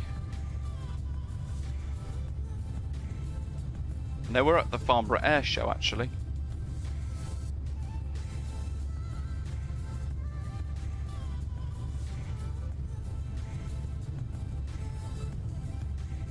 Basically, their whole ethos is allowing everybody to fly an aeroplane, whatever their impairment is. So the only qualification for a trial flight is that you must have an impairment and be considered disabled as per government guidelines, standard government guidelines, medical conditions. Let's have a little look.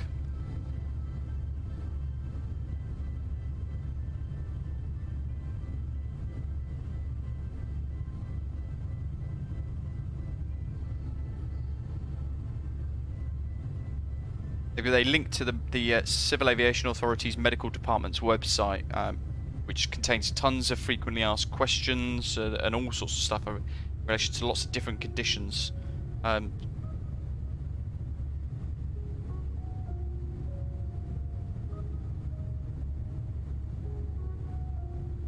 Airability flies regularly with people with all sorts of learning difficulties. Indeed, it's often where they find most natural pilots and the quickest learners, apparently. Taking this information from the website at the moment as we fly along. They say that whilst many people with learning difficulties may be unable to hold a pilot's license, it is conceivable that someone with mild conditions may be able to hold a national private pilot's license on passing the relevant written and flight tests. But some care is advised for people flying with moderate to severe learning difficulties, and care must be taken to ensure that they understand the concept of removing their hands and feet from the controls and that they obey the instructor. It may be worth flying new individuals for the first time in a back seat.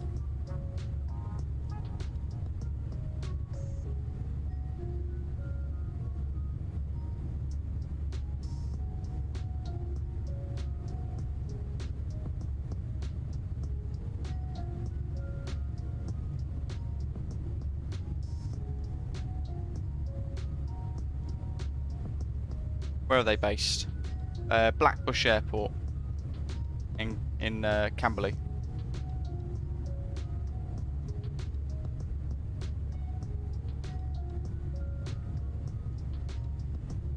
Ian, fantastic. Ian suffers from multiple sclerosis, managed to get his PPL, just had to jump through a lot more hoops. That's a really, really good thing to hear.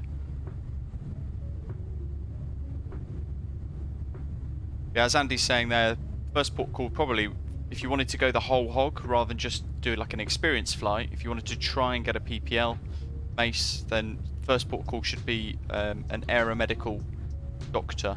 Not necessarily just a GP, but an actual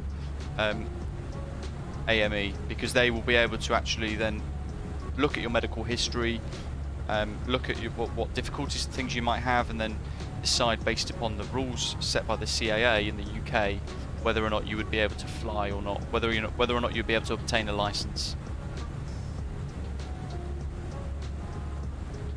But again, it depends whereabouts you're based. Nice. I know in the UK, for those of you in the south near to Camberley, airability is a great option. And they're actually flying aircraft that I used to fly years ago, the Grob Vigilant self-launching motor glider, which is a fantastic aeroplane, really, really good to fly.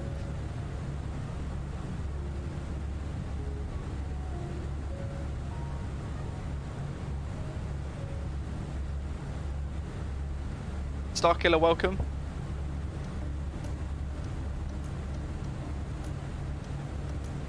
And Wesley, g'day, hope you're okay. Hope you're looking forward to the group flight, Wesley.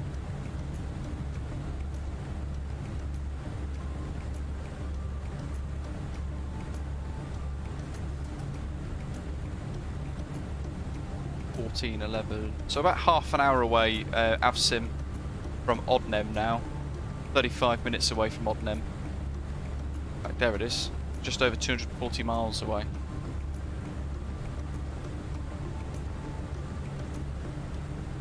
Transport Gamer, yeah, absolutely correct there. We were doing a historic flight as a little memento of what they used to fly, what routes they used to operate.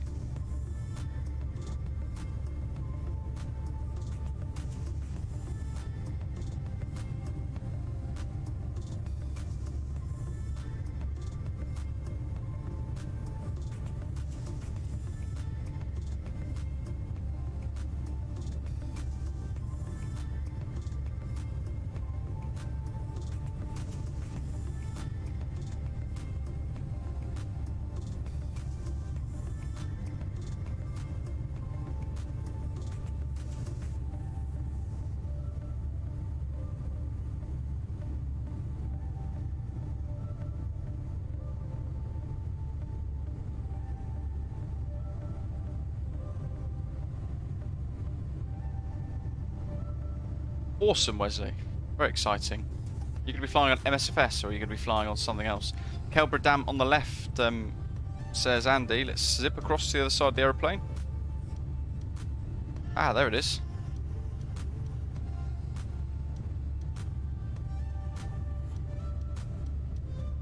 Is that it? Yes, must be. Look at that. That must be the dam there.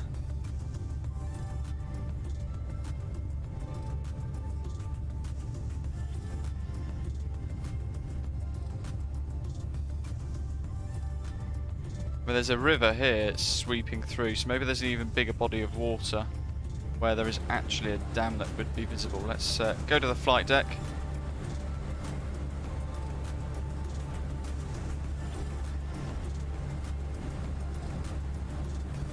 Certainly can't see anything. There's a big airfield. That is Leipzig, I think, potentially. Let's just find it on Volanta. Yes. Leipzig Airfield, or Leipzig Airport. Not that we can see it particularly well. Dresden's going to be next, further up here on the left-hand side. Could this be the dam? Probably not. Just a number of different reservoirs dotted around. Lots of reservoirs.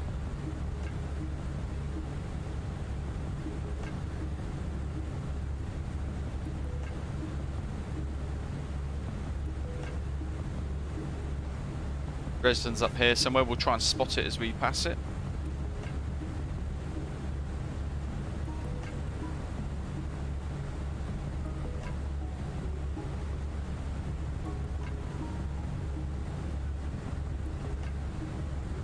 "160 miles away from being exactly halfway between the two." Oh, we've gone past it.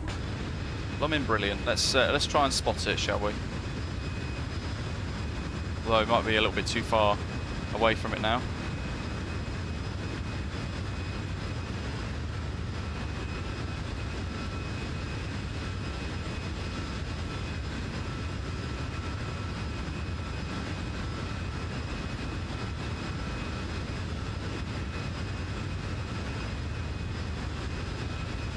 I mean, I'm not noticing anything that stands out as a significant dam and body of water.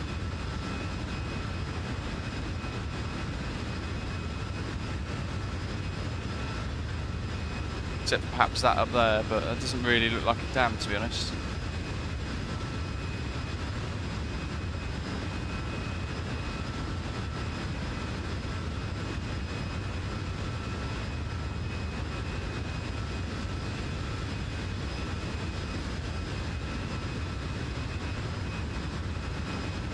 All the screenshots today will be plopped onto Volanta for us to sort of enjoy, and it will be recorded alongside the flight. And we've got landing rate monitor fired up too for our no doubt rather rough touchdown into Burgas. With my fairly average ability to land neatly inside the Fenix with the Fenix A320.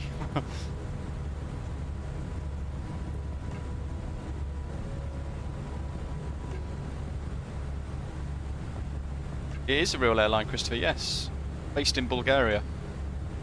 Base, interesting. Are you based in the UK, predominantly more in the south of England? Could you potentially get to Camberley or Blackbush Airport?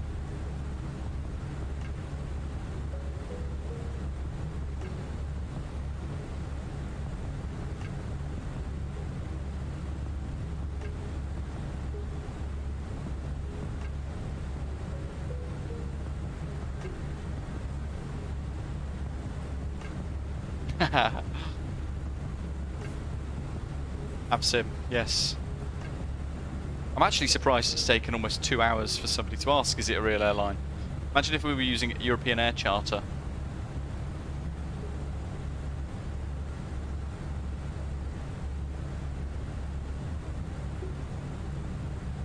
Max, what was the airline we were talking about in the lounge a few days ago, or last week we were talking about it, and it had quite a cool sign attached to it. I thought we were going to be using that. I can't remember what it was actually going to be.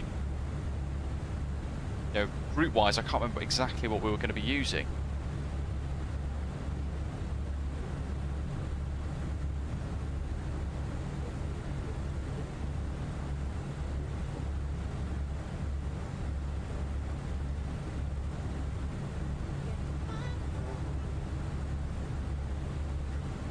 Christopher, welcome. Good morning to you.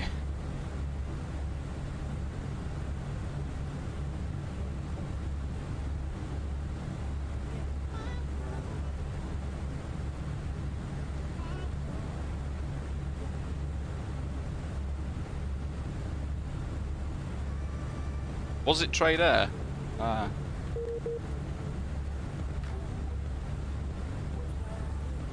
The heck? Crazy boop boops. What was this? LHA.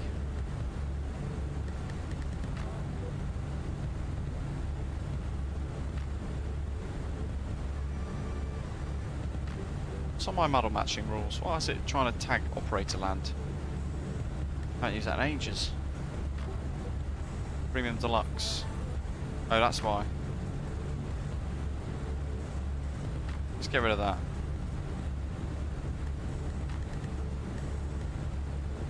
That's the old school model matching it was trying to sort of match. I still had that right at the very bottom of my list. Mace, Australian. Interested, okay. So you live in Australia, right? So for those of you in Australia, do you have anything similar to something like Air Ability, where you would potentially be able to go and experience a trial flight to see if your disability works or your learning difficulty works with flying? KC was still young, flew from Norway to Pisa in an airline called Busy Bee with a 737-200, partly cargo as well. Blow my neck.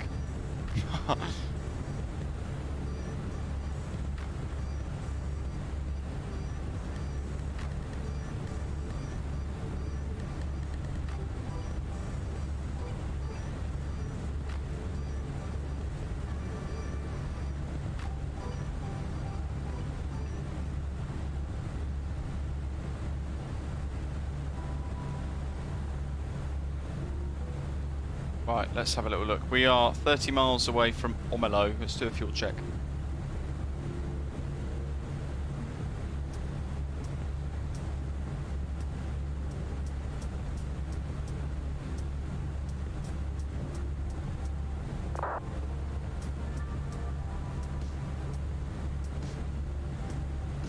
So we can find the waypoint Omelo on our Simbury flight plan.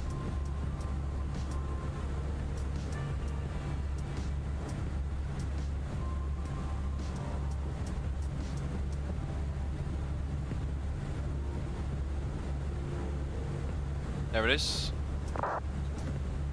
And it thinks our fuel on board should be 7 tons. Okay, so we'll be slightly over, 7.7 at the moment. And in 20 miles, we're not going to get 700 kilograms burn because we're going through 2 tons an hour almost across both engines. So we'll probably pass Omelo with 7,600 kilograms of fuel on board. So 0.6 over, which is fine.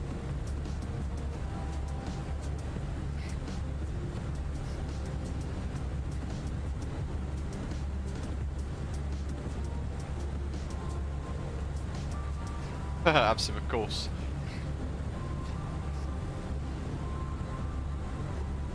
Sim with Elliot? No, sadly not. It searches now. It's got the ability to scan through your sim folder to find the models you have installed.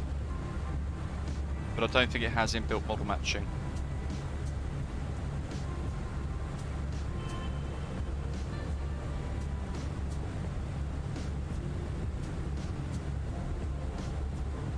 There's definitely a call sign somewhere that we were going to use. Was it Blue Air? The 737? It wasn't, was it? No, because I think their call sign is just Blue Air. Must have been Trade Air or something random.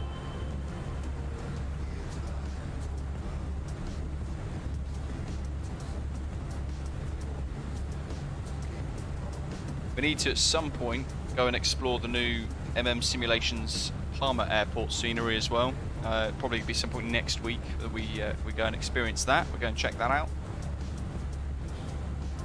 Although there's only a couple, very small number of real-world routes from the airport. A little bit random. an airport, kind of like Doncaster Sheffield really, but DSA is closing potentially, so in a way it's nice that there's really good payware scenery available for it. Palma, I'm not sure why they settled for that. There's a lot of airfields at the moment in the sim world. They're a lot bigger with a lot more routes that still are lacking good payware scenery, so who knows. MPS Gaming, yeah, Nolinor in Canada.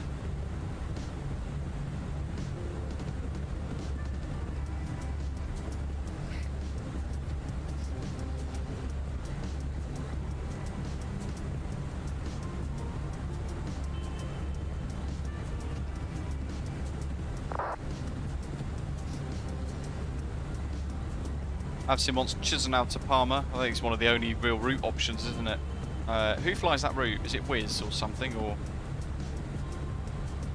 I can't remember who it was now.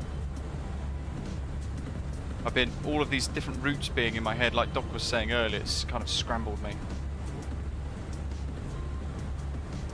Are MM Simulations actually making Chisinau? Surely not.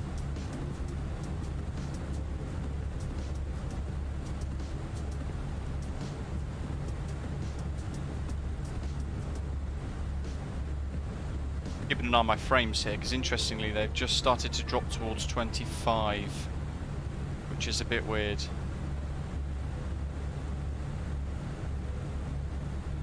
I know the Fenix is not that well optimised on my system.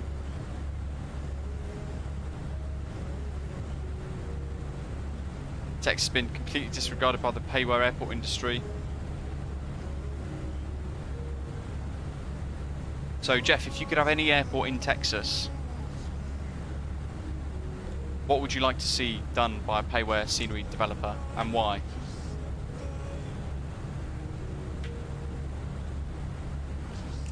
Dallas is coming soon, says Sizzling Popcorn. Who's making that? Do you know?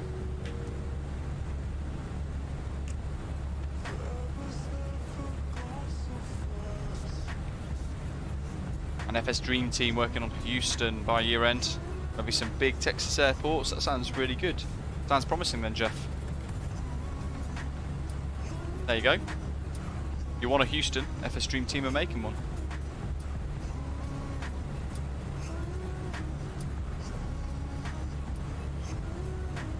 And they're the folks behind GSX as well, so they're certainly going to be really, really busy.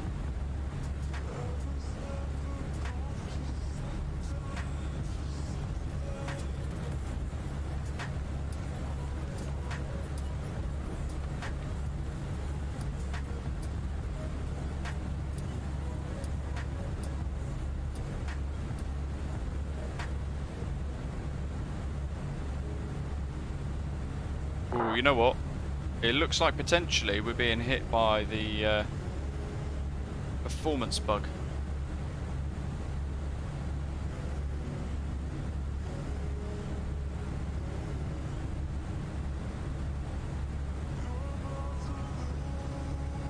Oh, well, there's that. I mean, that's a question there. Is it KHU or KIAH?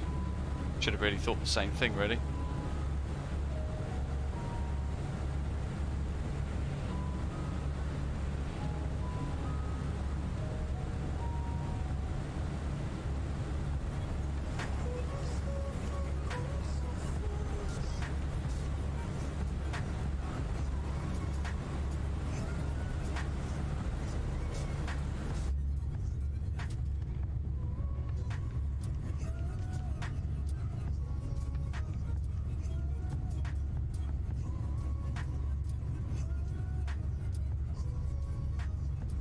Flying over at the moment, could there be anything local that's going to cause some frame issues? Not really.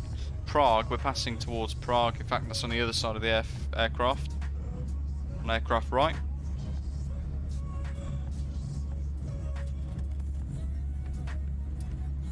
Quite a few miles away though, potentially, so we might not see Prague.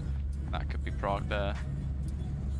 The airport's a little bit further away from the city though. In fact, there's Prague Airport. It is. There's Prague Airport. Awesome. did see it in the end. But we've got quite a way to go yet. I don't think there's any payware scenery installed at the moment around us that needs to be rendered in. And we've also got rolling cache off.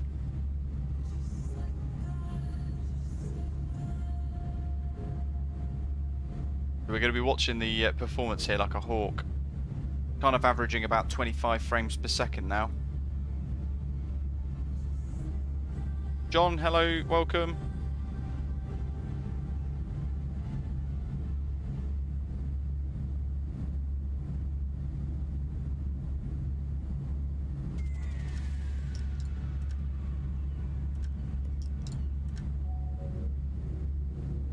Shuts has been enjoying the Sim Update 10 beta, DirectX 12 plus DLSS quality at 4K on a 3080 and a 5800X. Had some interesting results. Basically can't run the same settings as it blows your VRAM. Oh. Having reduced the settings though, do you get the same results or better results with DirectX 12 and DLSS, or is it worse?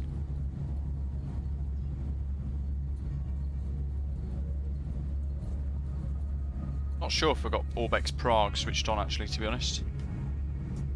I don't disable all of the add-ons. It may well be that we've got it installed. Let me let's dig into the MSFS folder, shall we? See what we've got installed here. Packages, community, Orbex. No, no, we don't actually. Interesting.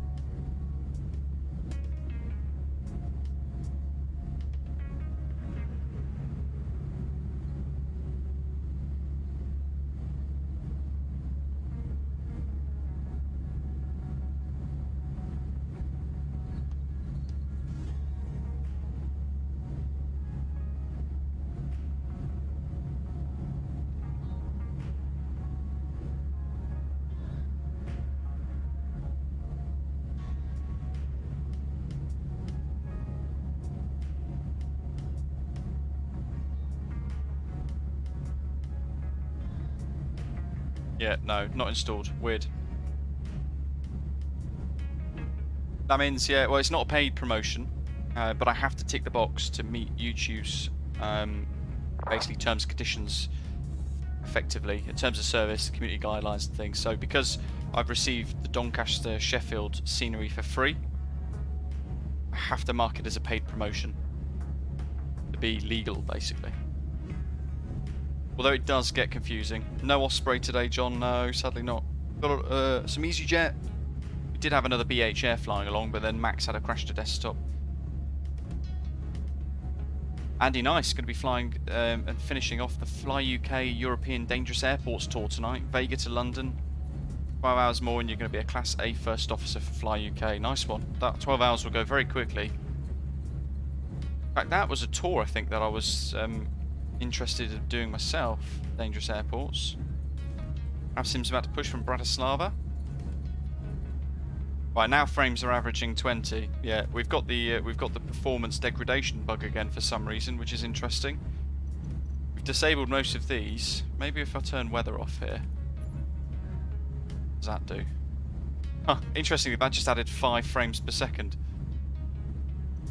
Can't turn active pause off, and I can't take the cog off or camera.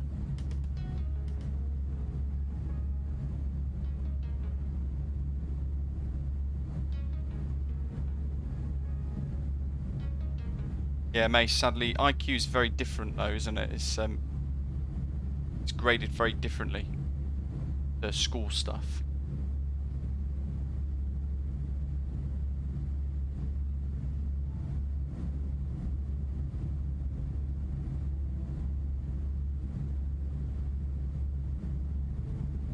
Chat says, once I stay within my VRAM, drop some settings from to high from ultra, it's pretty good to be fair, better than Sim Update 9. Wow, okay. And has anybody in the Sim Update 10 beta reported these performance degradation issues? That's quite a big one, isn't it? That a lot of us have been suffering with quite randomly. And I mean, those of you watching a few months ago remember I had it hit me on a consistent basis with that horrible memory pop-up, which then terminated the sim. It ended up me buying 64 gigabytes of RAM, two new 32 gig RAM cards, stuck them into the PC. But I mean, it solved. I mean, that solved nothing, weirdly enough. But it's because the memory issue was something entirely different. But I guess I've got 64 gig of RAM. Not that I've ever maxed it out.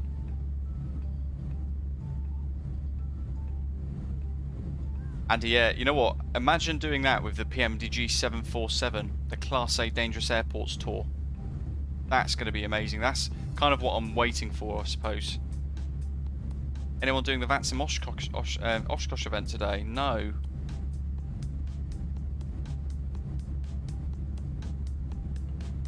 Kicking myself, actually, really. In a way, if we'd have known about that, we could have done that today. I would like to do an online Oshkosh VATSIM event.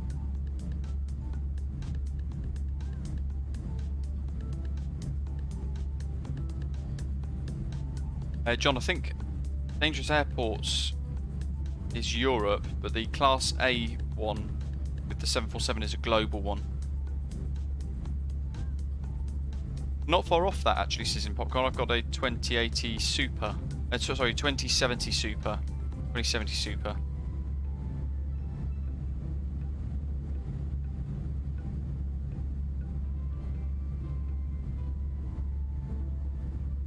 Make sure you head to our Discord server as well. For 20,000 subscribers, we've put all of the details for our group flight into there. We've got a planning page, 20k group flight planning page inside the Discord server, and we've got a couple of giveaways running. We've got a giveaway in Discord for our channel members in the members area, and we've also got a giveaway on the main announcements bit underneath all the group flight information.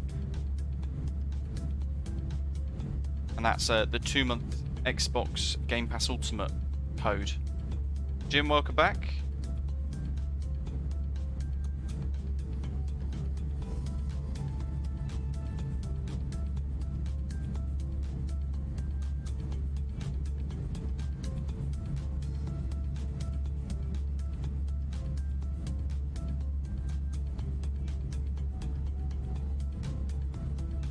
And those frames have kind of trickled back, actually, to about 24 since I've disabled weather, bizarrely, but they keep jumping down to about 19 on occasion.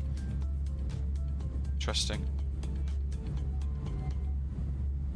In fact, what have I got running in the background? Let's have a little look, see. Well, I want to close that. Don't need that. Keeps restarting itself.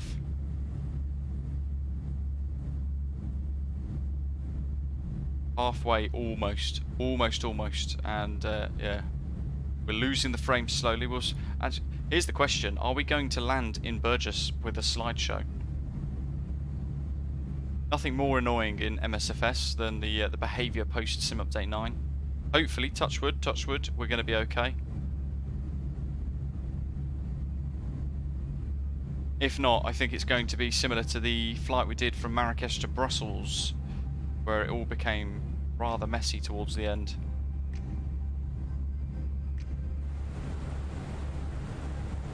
Doesn't help that this aircraft isn't particularly great on performance anyway. I'd like to think if we were in the 737 this wouldn't be sort of this stuttery ready in the flight deck.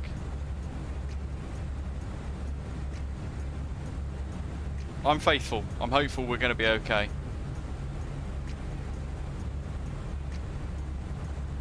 That's the concern, Jeff, yeah. 25 frames per second at cruise at the moment. It's going to be around about 10 on the ground, probably.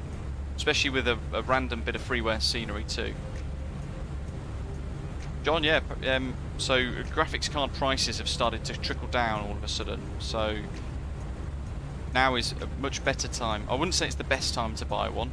I've seen somebody say it's the best time to buy a graphics card. I wouldn't say it's the best time, because they're still expensive. The question is it going to trickle down in price further, or is it going to just go up and down like a roller coaster? And it's difficult to work that out.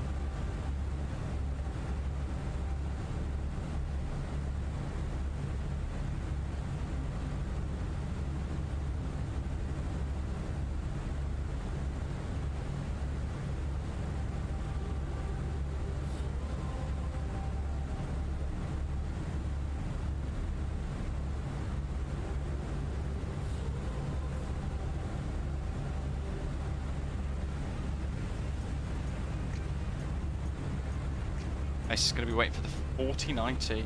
I fear at that point I'm going to need to buy an entirely new rig.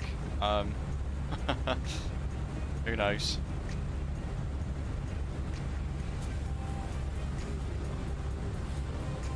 Doc saying sometimes Windows is cheekily updating itself in the background. Yeah, I've got nothing like that going on. Let's do a task manager check actually. Bump into here, see what's going on here. What's taken up what resources. GPU's at 68 degrees Celsius, that's pretty nice, pretty normal. Fan's working okay. 42% in use at the moment. RAM's at 40%, CPU's at 55% to 50%, kind of fluctuating between the two there.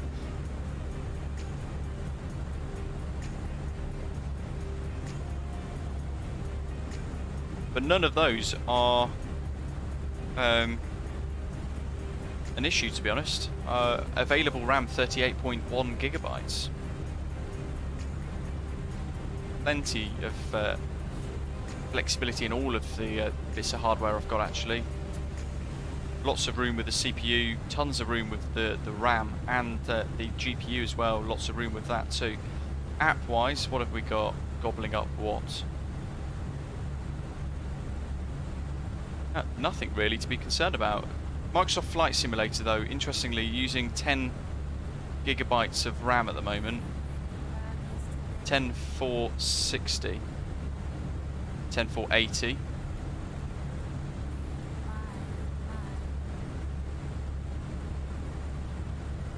So something is gobbling up RAM with the sim, but it's not actually going anything above, anywhere above 10460 to 10480. It's fluctuating around that at the moment.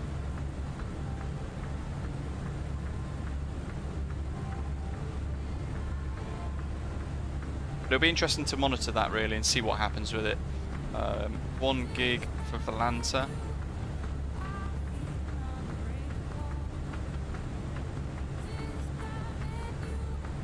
What else have we got running here? Bitdefender, I've cleared the VPN element of it, but the rest is not really using much. Ooh, so Fenix.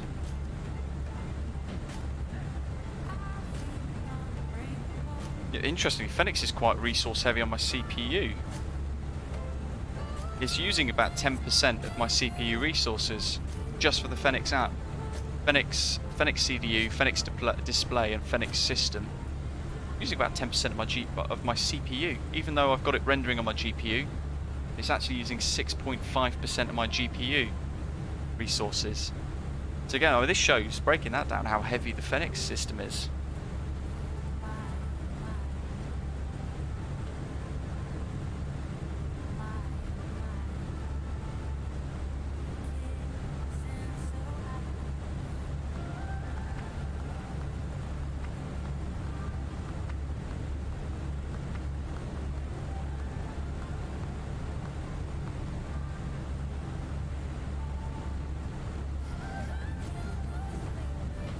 What else have we got running through all of these? Navigraph using 0.1% GPU. That's how nicely optimized that is.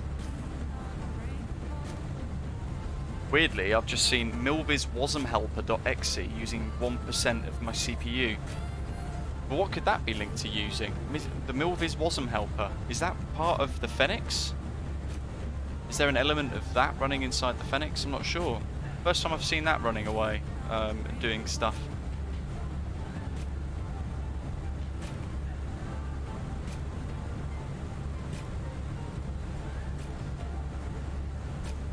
I mean, what's interesting is Fenix is using 10% of my CPU usage, and Microsoft Flight Simulator is using 27% of my CPU usage. 25-ish on average, I suppose, by the looks of it, 'cause it's kind of fluctuating up and down, but around 25%.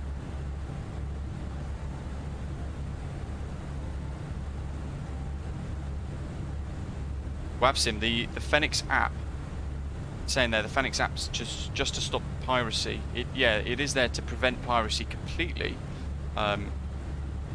very effectively as well, it has to be said, but it also runs a lot of the simulation via that program.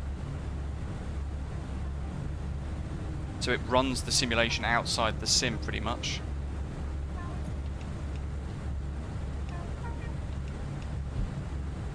Well, now there's a good question. Not really sure. Anyone know of any A320 simulators in the East Anglian region that don't waste your time with basic flight sim presentation stuff? Doc's got a big old thunderstorm over his house at the moment. See, I don't want to kill the Milviz WASM helper module unless I really have to, but it's only using 0.8% of my CPU. But I'm watching it, suddenly something just spiked then. 74% CPU use.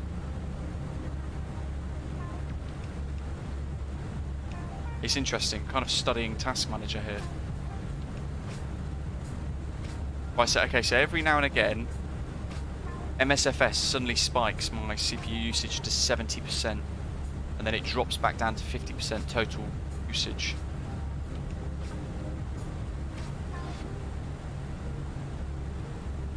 Got to be something to do with Bing data or something like that, or photogrammetry.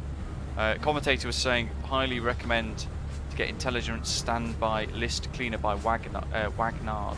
It's free and clears out the memory taken up by static processes. Can you run that whilst actually flying in the sim, or will it give something like the memory error that people get every now and again?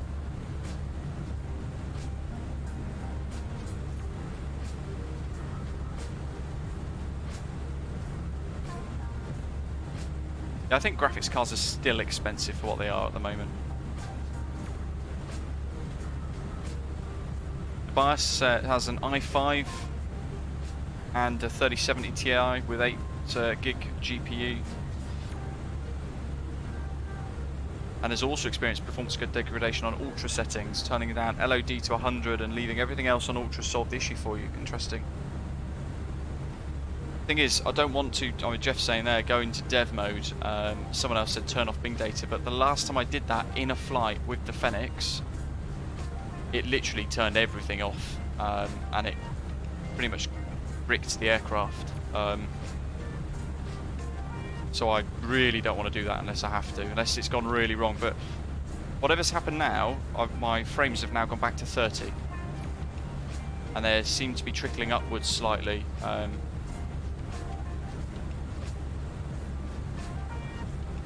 Interestingly, it's when I'm doing a turn, so there's a left turn about to come up here at Oddenham.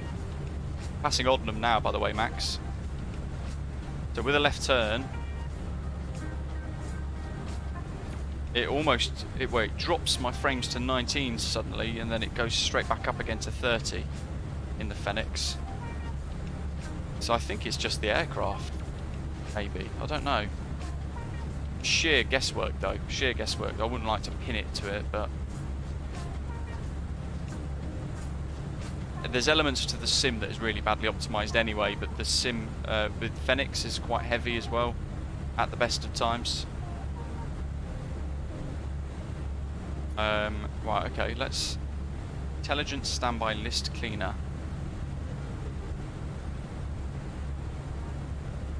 I feel like I've searched for this before.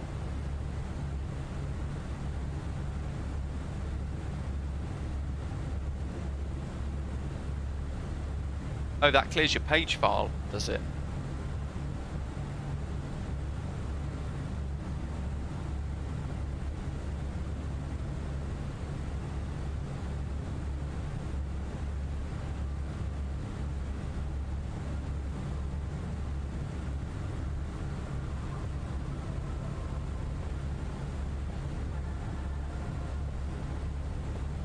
Definitely a processor bottleneck, but definitely my CPU is my bottleneck in MSFS. Always my CPU is my bottleneck.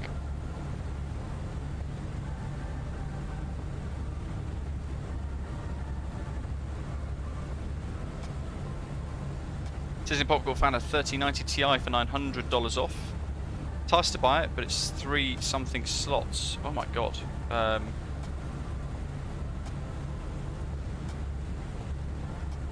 Yeah, I mean, I can't get anything that's bigger than what I've already got installed at the moment, which is 2070, just because of the sheer size of it, taking up so much room.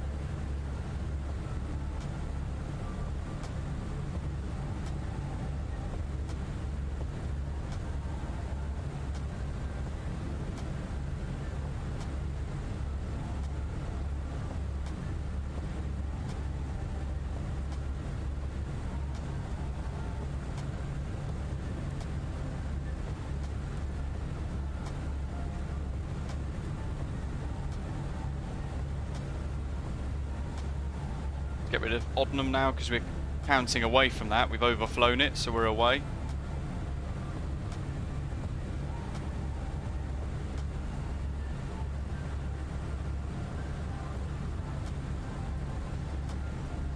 Tobias did a 4-hour flight Trondheim to Prevesa in the A320 Fenix without any issues. Smooth sailing throughout, very nice. You've got a whopper of a 3070 though, to be fair. And decent CPU too, I think. That probably helps. It's interesting looking at how much CPU use the Fenix program gobbles up. 10% just on that program. Never saw it before, never looked into it actually during a Fenix flight before. So it's interesting to see what it does do to different bits of hardware. I've got it to render to my GPU as well, for the displays and things.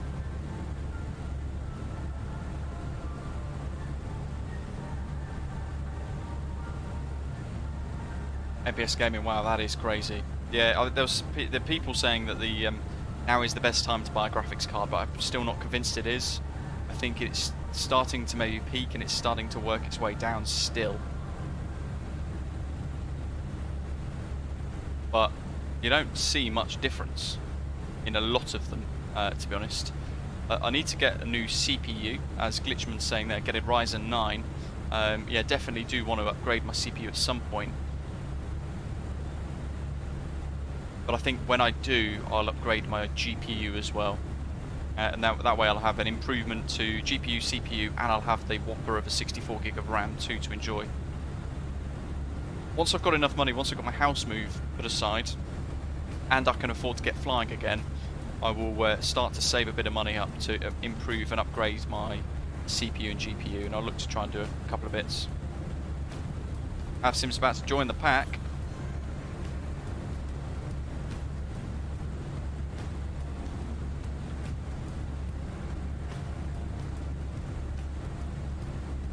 Still got Sofia Center online.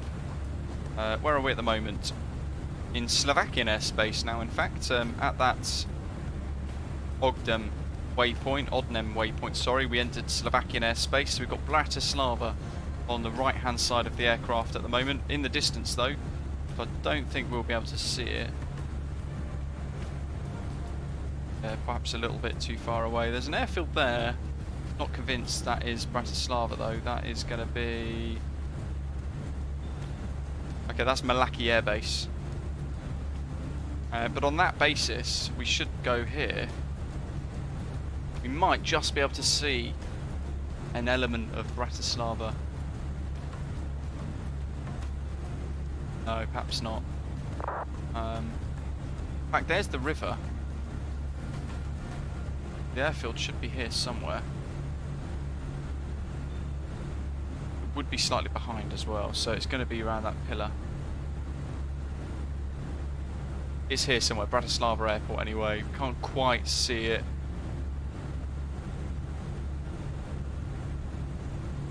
But it's here somewhere.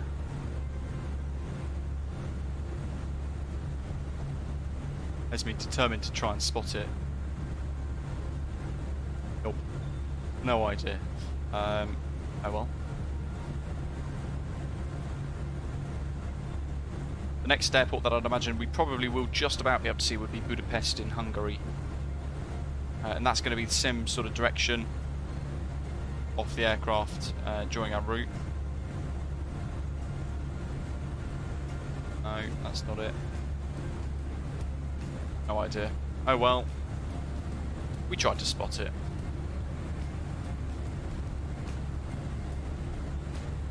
We've got to cross, we're halfway through Slovakian airspace at the moment. We've got to cross Hungarian airspace and Romanian airspace.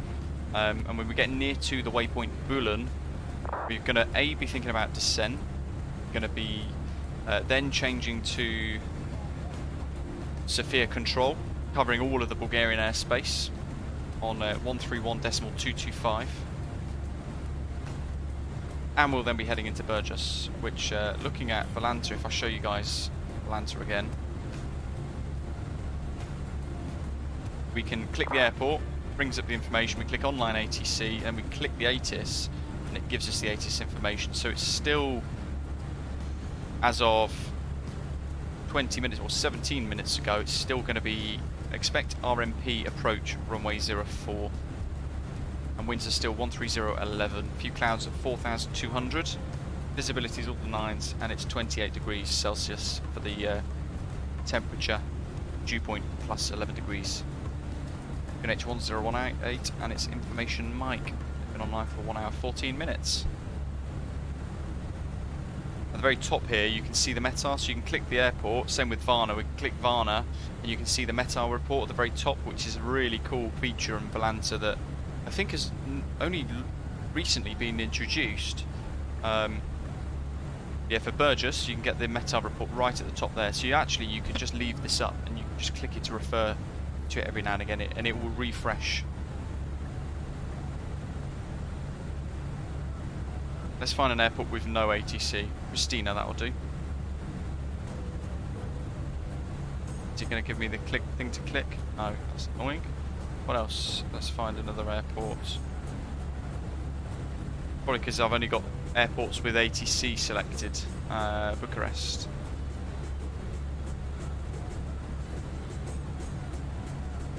Yeah, so I think it's feeding in the METAR data from VATSIM using that feature. Without me changing all my settings on Volanta though to find out more.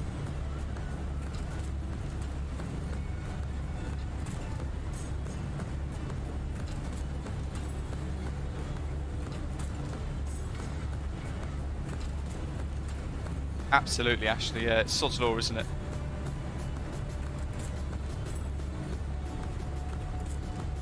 Oh, there you go.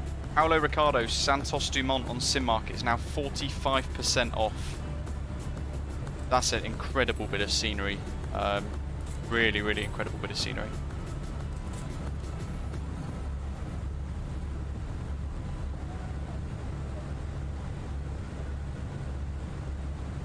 MPS Gaming saying Chicago Executive Airport's the worst place, only 22 frames per second for you. Is that because it's near to O'Hare? Because I found that Rotterdam is impacted on performance because it's too close.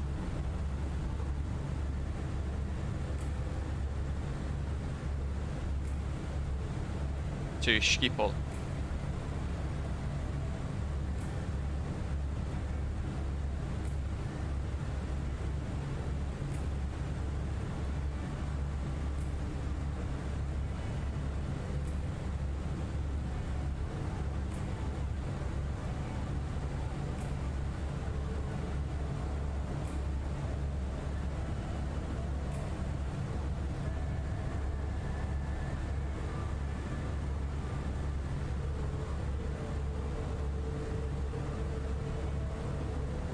Keep clicking the like button while you're here, folks, if you've not given us a little thumbs up already. Hopefully we can get to 100 likes again today.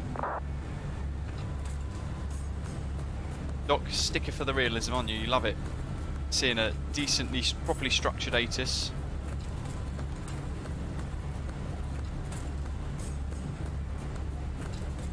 Now, at Patak, we are into Hungarian airspace. And all my frames have recovered now, so we must have been going near something that was causing a squeeze on the frames per second a little while ago. Over Prague, perhaps. But we don't have Prague scenery installed, which is interesting.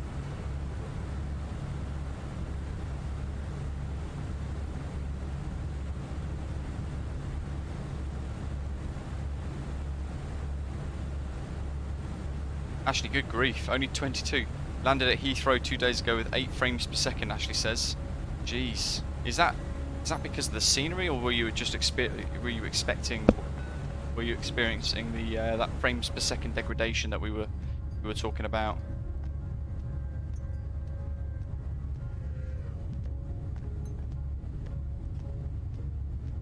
Transport Gamer saying all airports in Vietnam are on sale now too, on Sim Market. Very nice. There's a lot of sales on at the moment.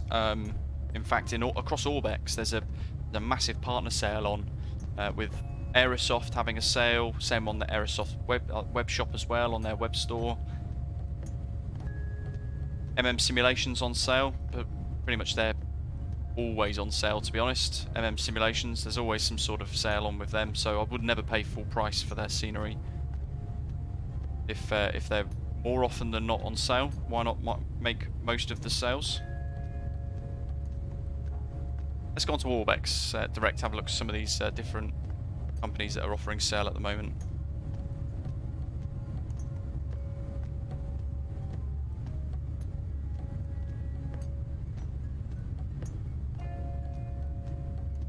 Mace is going to be starting a barking course tomorrow. It starts at 7. What do you mean a barking course? Jim, very nice. Wow. What's your spec? Solid 50 frames per second in Ultra. That's amazing. By the way, those of you on Orbex, KE Boy or Boys, is it Boys or Boise Airport is online now and available to purchase. And with Orbex at the moment, their partner sale for Fly July, they're up to 50% off selected partner products. Let's have a little look. The Aerosoft 550 to 700, that's 50 Australian dollars, which is that's about 25 quid, isn't it? Dallerman, 18 Australian dollars. I wish I could see this in pounds. The one thing with Orbex on their website.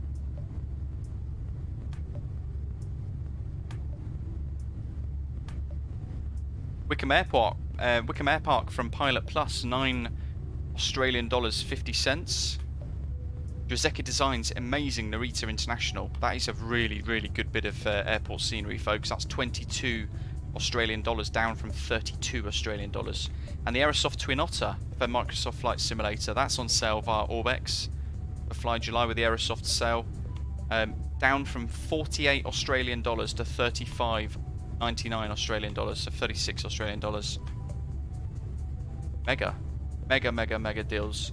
London Oxford Airport, 23 Australian dollars, now $11.50 in Australian money.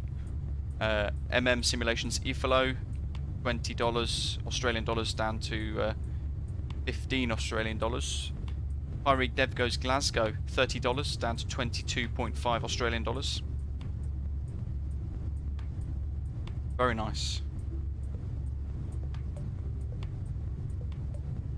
They're the offers on at the moment, actually. I can't see any others.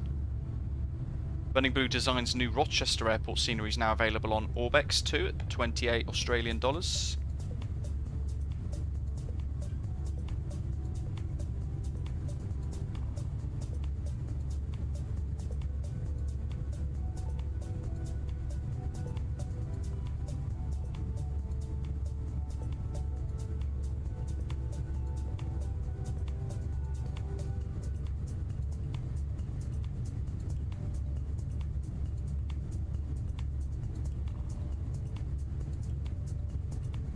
Great problem to have, Jeff, yes. Da Nang Airport looks pretty good. I think we've done Da Nang recently, and it was quite good. Agreed, VATSIM. Absolutely, yeah, agreed. Even Ifalo, just a bit of a random airport for simulations, but I don't know if that's part and parcel, because that way, A, maybe there's lots of images available for it, making it a bit easier to develop, but perhaps B, it's less likely that people know the airport very well and therefore can't tear it apart, perhaps. I don't know. That's me being very cynical, I suppose. Throwing in a bit of a curveball question there. Perhaps that is part of the decision-making process, I don't know. Because some of the sceneries from simulations lately have been quite random. Dallerman, awesome. And it's a big airport that lots of people have been to, and we're all enjoying it. But Ifalo, very random. Palmer, quite random. I don't really understand the process behind the decision making there. Your baking course, Mace, very nice. What are you making tomorrow? If you're still here and haven't already headed off to bed. In Australia, it's very late already. Jim's got a AMD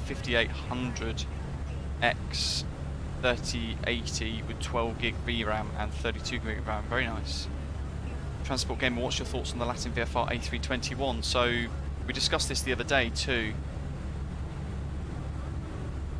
in the sense that We were going to preview it on the channel prior to its release. I politely declined the opportunity, purely because I tried the Captain Sim stuff before and I've refused to make content with it, basically because the Captain Sim products are just awful. They're just, whilst the exterior model is nice, their business model and the way they are just cash grabbing on the community is pretty disgraceful, to be totally honest, and to be totally frank as well. And I get very annoyed when content creators use Captain Sim stuff in their streams, because I get it's clickbait and it's click worthy and it's, you know, for that element of the community I get it's probably something interesting. People that just want a plane, just want a 777, don't care how detailed it is, but I'm quite against that sort of method of gaining clicks, if you like, just for the sake of it. Especially when they say it's a good product, because the Captain Sim stuff is pretty trashy, to be honest. It's just stuff that you should not spend money on at all, full stop. That said, the Latin VFR A321, I don't think it's too different. So some people have gone, oh, it's amazing because you can use the fly-by-wire mod that improves it. That's good that there's a mod available for it, but if you're paying for a freeware A321 just to mod it to make it better, I don't understand the logic, and I don't understand at what point in time that was acceptable practice for a payware add-on. And I don't want, the more people accept that and embrace it, this is the problem, right? At least in my train of thought, that the more people that accept it and take that on board as something that's acceptable, without criticising it, lambasting it and refusing to purchase it, the more it becomes the norm. And what it then does is it gives the green light to other developers to go, oh, well, you know what? They don't care about the Captain Sim products being crap. They don't care about the Latin VFR A321 being a nice exterior model but with default systems, because someone will just come along and mod it and make it better. So we'll do the same. And then you will see the standard across other developers potentially begin to slip ever so slightly, because the new normal baseline of OK has dropped. That makes sense. So for me, I'd rather keep that high quality element to it. I know they're working more on it. I've had good conversation with Latin VFR. It is their first aircraft, but it's just, I can't say that that is good when the Captain Sim stuff I would describe as quite a shady, scummy business model with some crap products. The MSFS, they're kind of abusing the younger audience in the community, Captain Sim. It's just a cash grab. So I think, whilst I'm not saying the Latin VFR A321 is a cash grab, I think it is a genuine attempt to create their first ever aircraft product, which is a great thing. I just think the quality of it lacks massively. I just don't think it's worth paying money for, if I'm being honest, which is why I declined the opportunity to preview it pre-release for the A321. I don't think it had been fair for me to preview it, have the pressure that's, you know, some streamers, when you get something for free, you can very easily fall into the pressure of, well, I've got it for free, I've got to say it's amazing. And I don't do that. You guys will, those of you who have watched for long enough now, know that I've slated some products in the past, really slated some scenery as well. Double T, cough cough.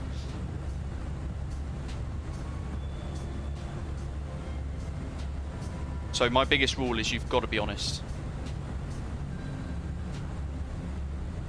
I know they're working on it, it's nice to see, but what I would have liked to have seen is for them to dub it an early adopter model, or an early access beta, with the promise of future improvements, potentially a promise of a future custom FMC, and everything else. But yeah, there's a lot of content creators saying how amazing it is. I don't see how you can slate Captain Sim yet then say the Latin VFR A321 is really good.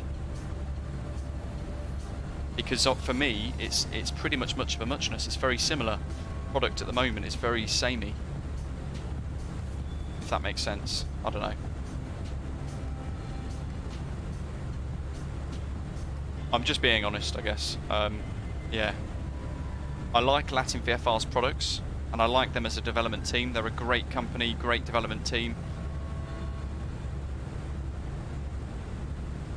But at the same time, they've got a lot of work to do on the A321. A lot of work to do. Jan, welcome. Hello. Who knows? Maybe they'll pull it off. But again, I don't understand the logic of buying a product which is rubbish to then mod on top of to make it usable. Typing Squirrel's asking if a pilot wants to listen to ATC, listen to the ATIS for their destination, how do they do it but still be in contact with ATC? So if you've got an aircraft like the Fenix A320 here, or the PMDG 737, or indeed the Flyby A320X, I think, you can use COM2. So you can have VHF2 active and COM2 stack, and you can tune the frequency of the ATIS. So what have we got nearby at the moment? LRTR ATIS 123, 125.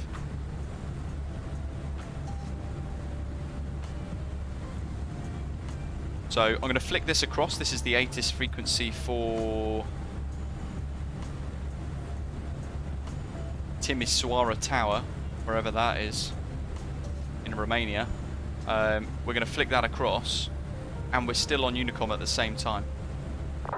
This was LRTR information, Foxtrot. So we can hear the ATIS, or if we had another frequency tuned, we could hear the tower controller, or the approach controller, or the center controller, but we can also hear the ATIS. Transition level 10,029, touchdown zone 010 degrees 9 knots. Cab OK. I've noticed can't change the volume by rotating the dial. Hectopascals, QFE 1006 hectopascals. Doesn't do anything. LRTR information, Foxtrot. This is LRTR information, Foxtrot. 1,400 runway 29 in use. That's how you do it. BH Air outside. Oh, it's the drunk drone camera again. There we go. There you go, Max.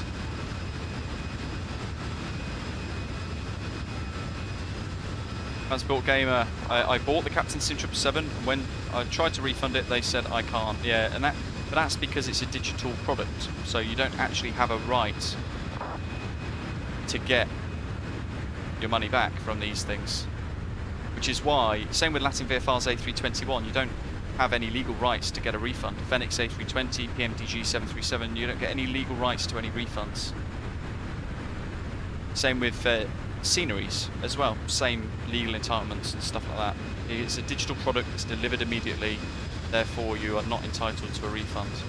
At least in the law of a lot of countries like England and Wales, UK. The law in Scotland is different, but I'm sure it's covered in Scottish law as well, in the very same sort of flavour.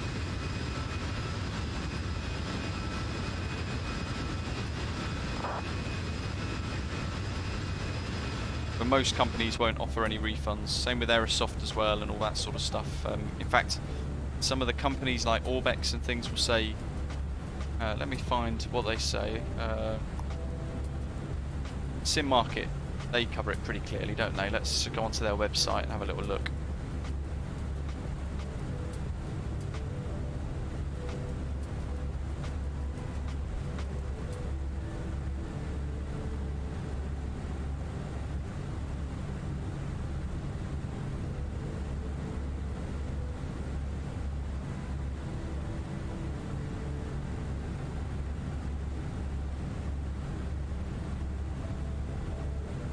Shopping bag. Have a look here.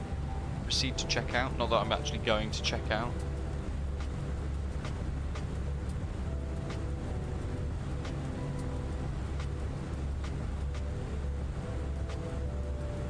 Yeah, they say, I'm aware that with the beginning of the execution of this contract, i.e. when you click purchase, you lose your consent to withdraw.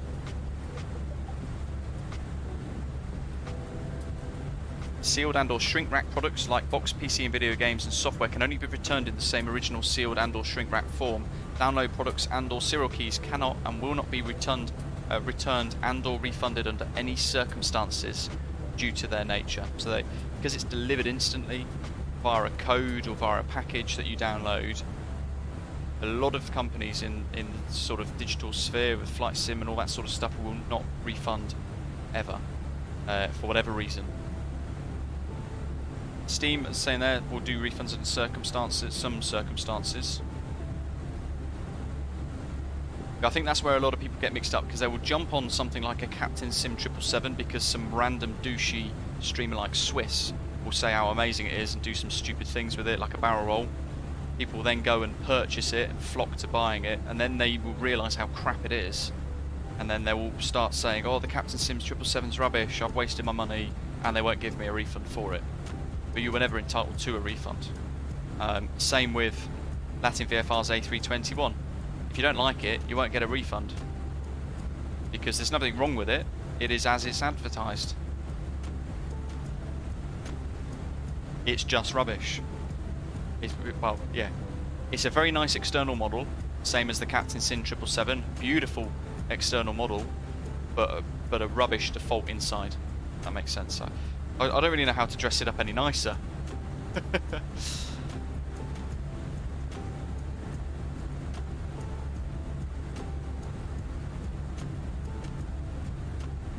Well, that's where it gets quite tricky. It becomes a bit of a grey area, Christopher, because in a lot of instances it is illegal in the EU to not be able to get a refund, but because it is... Ashley, I don't know how else to explain the point. But yeah, with the EU law, you are, but yeah, you're not allowed to get...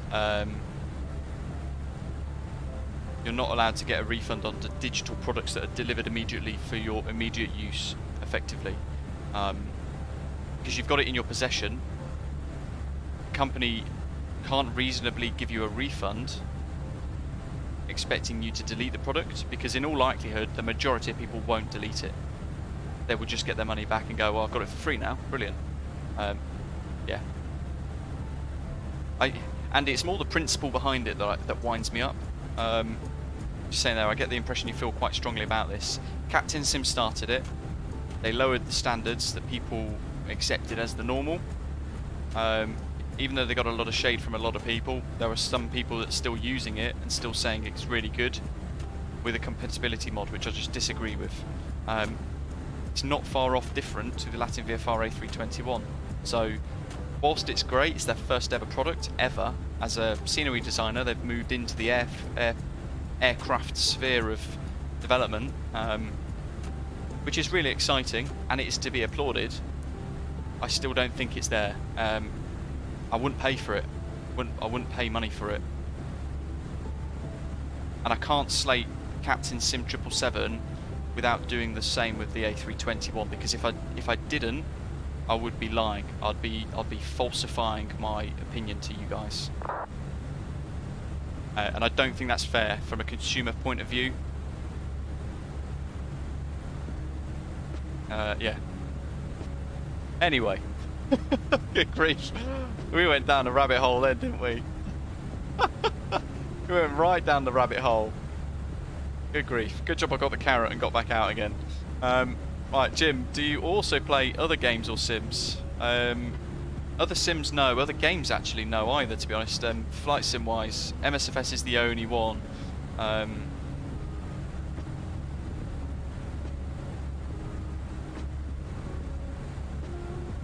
Yeah, it is what it is.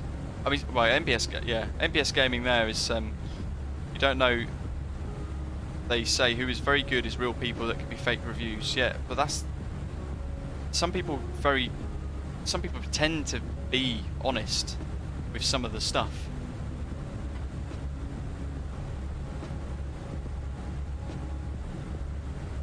But you've got to remember, some people will do it with the pressure of getting it for free, and they've got to learn not to do that. Similarly, yeah. Similarly, some people will just say it's good for the clicks, or they will get it because they know there's a lot of hype around it, and they don't really care how bad it is. They'll just say it's good anyway because it will draw the views in and therefore the revenue. And I'm just against all of that sort of stuff. There's a lot of that. What's a word? Hogwash? Is that a word that I could use? There's a saying similar to it anyway that I'm trying to think of that fits it perfectly. But yeah, I don't play any other sims or anything like that. I don't fly on any of the simulators. I find myself more and more being tempted to try DCS. More and more trying to play, thinking about DCS. I think that'd be quite cool. Hey, look at that, folks. A transition to the star in about 300 nautical miles from now, Senna. And our top descent marker just after Rasub, which is actually the point at which we'll speak to Sophia Control. There you go, there's a good summary, Christopher. Poppycock. There we go, Jeff. Absolute poppycock.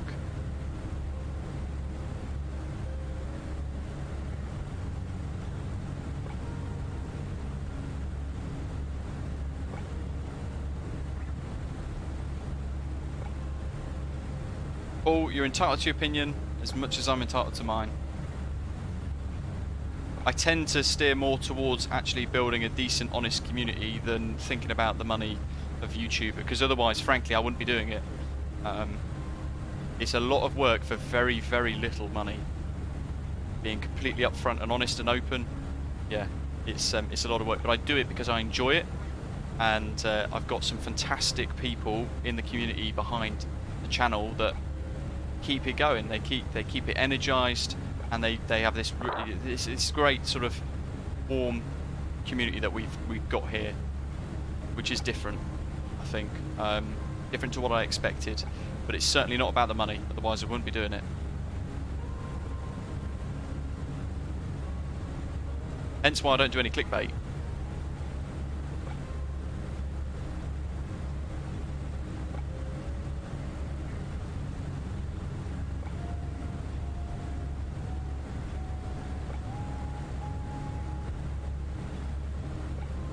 Let's see if this ATIS is refreshed. Just bringing it up on Valanta again. So it's information November now. Still on our 04. Winds are 120 at 12, so we've got a 12 knot crosswind actually now. And it is sweeping round to the other side. So in 30 minutes potentially the arrival could change. When was that generated? That was generated 15 minutes ago in fact, so got another 15 minutes to the next METAR. At that point, I think we'll look at configuring for the arrival. We certainly won't do 160 nautical miles in 15 minutes, I don't think.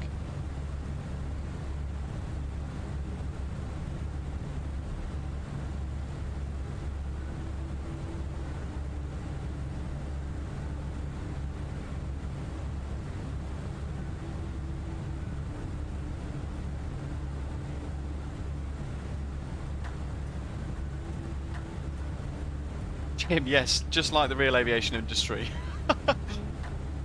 Andy's just started flying flight simming again after a long break from it. Last one I had was MSFS 2002. Wow.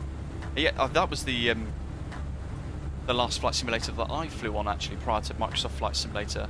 It was Flight Sim 2002, and it was that was the default Concorde, the default 777, and there was a helicopter, wasn't it? Like an was it a Robertson R22 or something like that? And all I could do was fly from Makesfield to O'Hare and back. That was it.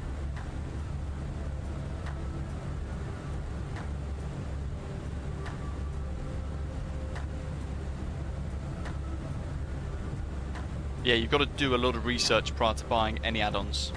The more, I guess, reviews and things you can wait to see written on the product page, the better. But even some of them, I've seen some of the scenery developers put in reviews on their own products to make it better than it is, which is crazy. Who'd have thought it, eh?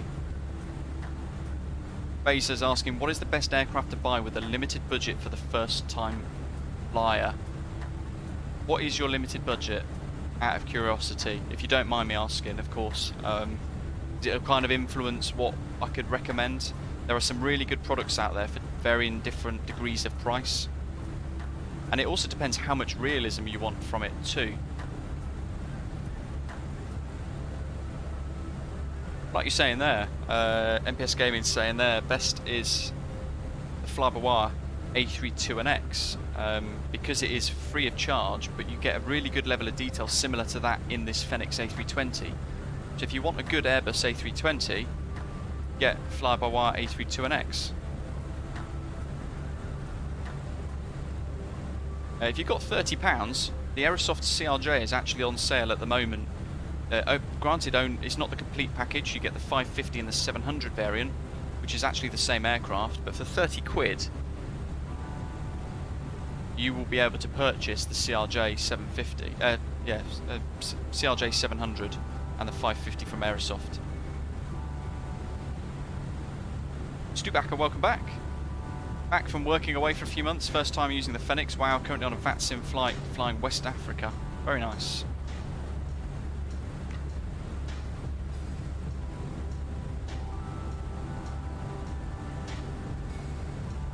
Yeah, and if you like general aviation, the Just Flight products, the Just Flight Piper, Warriors and things like that are just incredible. They're unbeatable for general aviation quality at the moment, I think, with real world trainer aircraft, the Warriors and the Arrows. Wonderful. Oh, I'm so tempted at this point to put in my arrival, but I daren't yet. We are getting closer to top of descent though. I want it configured by about 80 nautical miles out from there.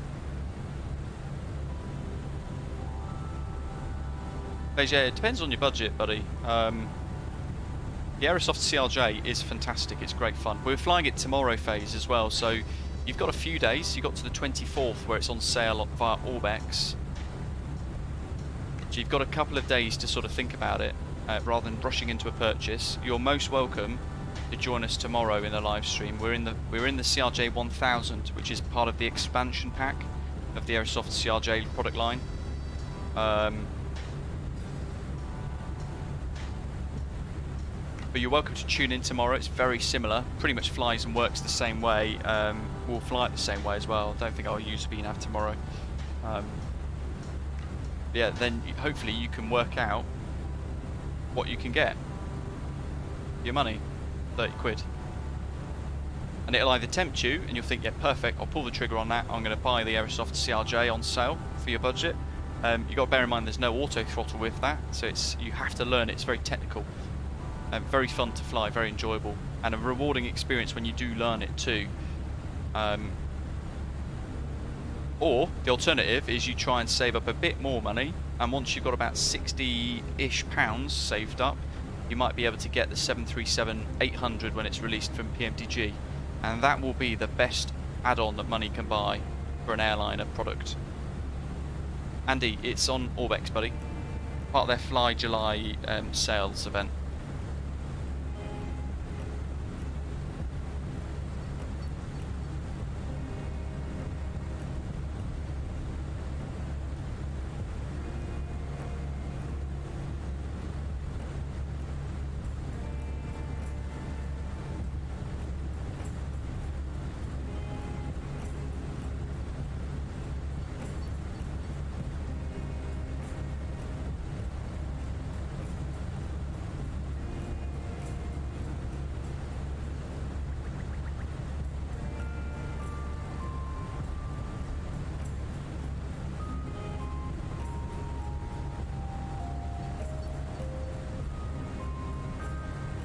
Halfway through Romanian airspace now.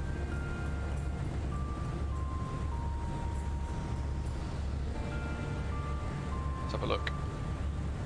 Bays, you won't want to miss next week because we're giving away 2 licenses to the PMDG 737, either the 700 or the 600 variant. So you could end up winning that by entering the giveaway stream with the 20,000 subscriber group flight next Wednesday. So be sure to enter that too. You could end up with a CRJ you purchase and also a 737 potentially if you win, so you've got to be in it to win it. Oh, there's that Timmy Suara airport with the ATIS that we were just listening into.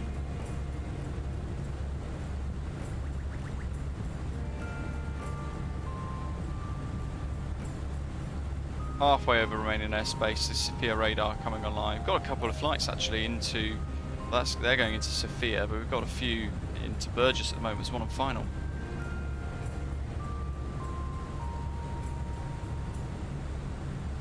But progress-wise, look at that. Smashed it. Sailed over Europe. Blown by, quite literally.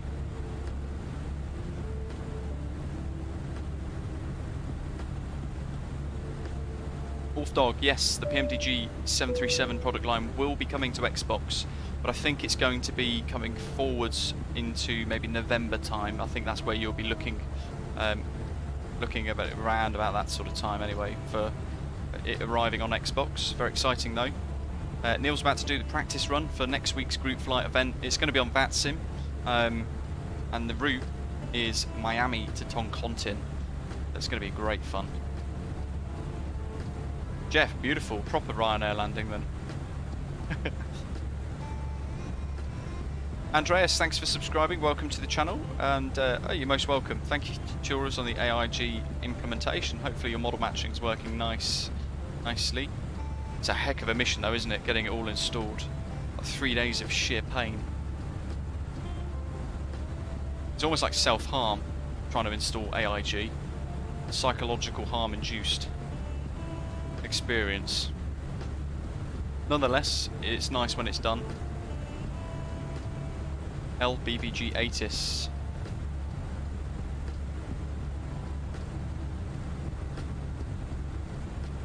$14.30.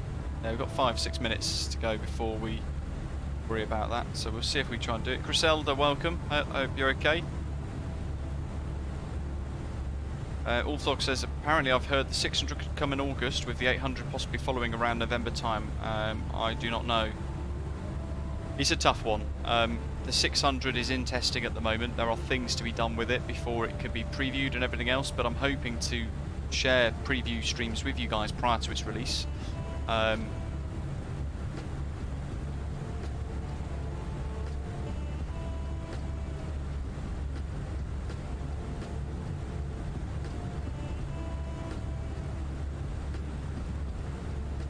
Nabil, interesting. So that's another copyright rip from AIG. I get it's easier to download a zip file and just stick it in, but it's ripping someone else's work, putting it somewhere else for someone else to download, if that makes sense. So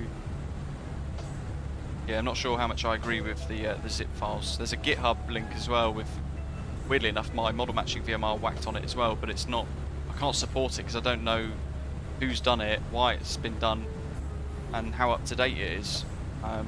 The best thing is to just get it direct from the people who made it.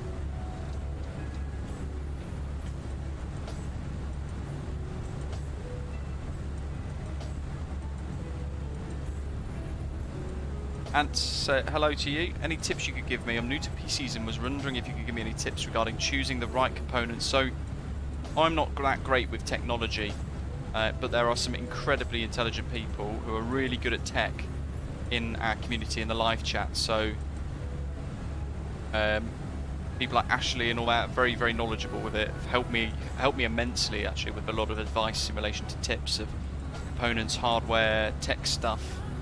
So hopefully some people will be able to recommend some bits to you, but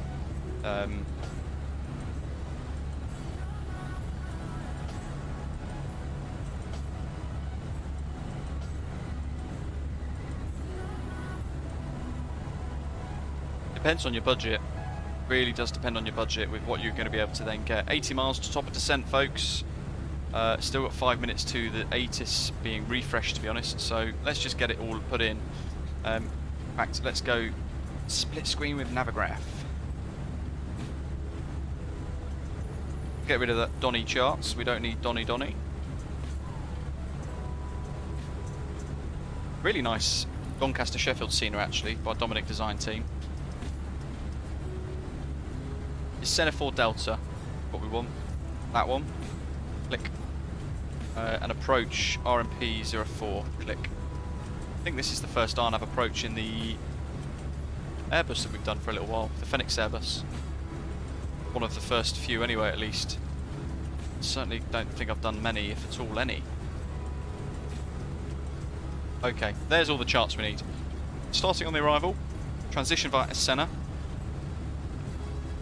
We're going to be flying direct towards Bidvo via the BG385 RNAV waypoint. Max 250 knots there, up to Bidvo, max 220 knots, and then flying this little extension of a downwind leg onto base, and then final via LTOG at the initial approach fix, and at LTOG at 4,000.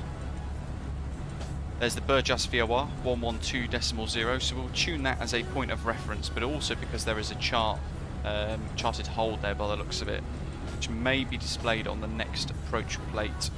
So let's do the first bit. LBBG on the MCDU. Arrival. RNAV 04. SN 4 Delta. Via LTOG. There we go. So that's that. That's the star charts and also the RNAV approach input too. So we'll insert that. We'll just make sure there's no discontinuities. Senna 385, speed limit point 361. Bidvo. Check the nav data.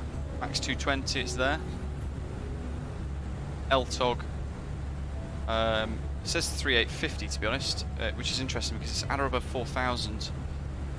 That's going to suggest that we're going to be a little bit below that. We'll see what happens.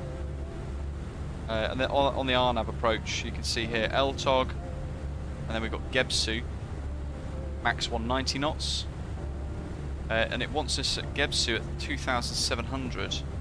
Now, interestingly, it's 3123 there.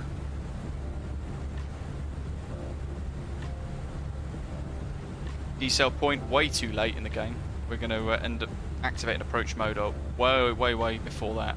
That is woefully inaccurate. BG 768 1,700. That's correct. So we'll trust the VNAV. We'll trust it. Trust that it's all correct and working nicely. And then the runway, elevation of 139 feet. And then all in blue is our missed approach, which is here on the chart. So climb to BG 379. Which is basically flying runway heading for a few miles. Climb to 1,600 feet, turn right, max 220 to the VOR at Burgas and hold at 4,000 to enter holding, and then in holding climb to 5,000 feet or as directed. Good stuff. So in RadNav page, VOR 1 and VOR 2 are updating at the moment as we fly along on our route. What we can do if we want to is just intercept one of these and manually tune it to force the aeroplane to stick with VOR 2 as an automatically updating one. VOR 1 is the one that we've set now, which is already showing as BGS Burgas. And we can do a course of 039, why not? That's the outbound course of the hold anyway, or the inbound track for the hold. 219 is the reverse of it, back course. So that's going to work quite nicely for us anyway. If we have to execute the missed approach, we can also do it on VOR mode and just fly the course to BG379, which is 5 miles. Then the right turn back to fly inbound on the radial to then turn right 039. That's quite a good manual way of doing it, I suppose. And on that note, we also want to put those fix rings in, these blue radial lines. So we'll go to the top waypoint, fix info, EGS, which is the Burgas VOR. 177 nautical miles, and we're going to do a 5-mile fixed ring, BGS, and a 10. The beauty of the Boeing is you could do this on the same screen. You could just do /5/10 and add them both on the same screen. This requires you to put 2 separate fixes in on the Airbus. A little bit bizarre, but it is what it is. Each one's got its own nuance. Griselda's landing at Coke, sorry, very nice. Books like to see Cape Town to San Francisco. Good grief, that's a long one. Stuback has got £2,000 budget for a new PC. Want to fly MSFS on the best settings available. Can you suggest some PCs? Amaran, hello. Yeah, we're overdue a flight to Larnaca, to be honest. RASUB coming up in 46 nautical miles, so let's tune to Sophia Centre. Sophia Control, sorry, 131225.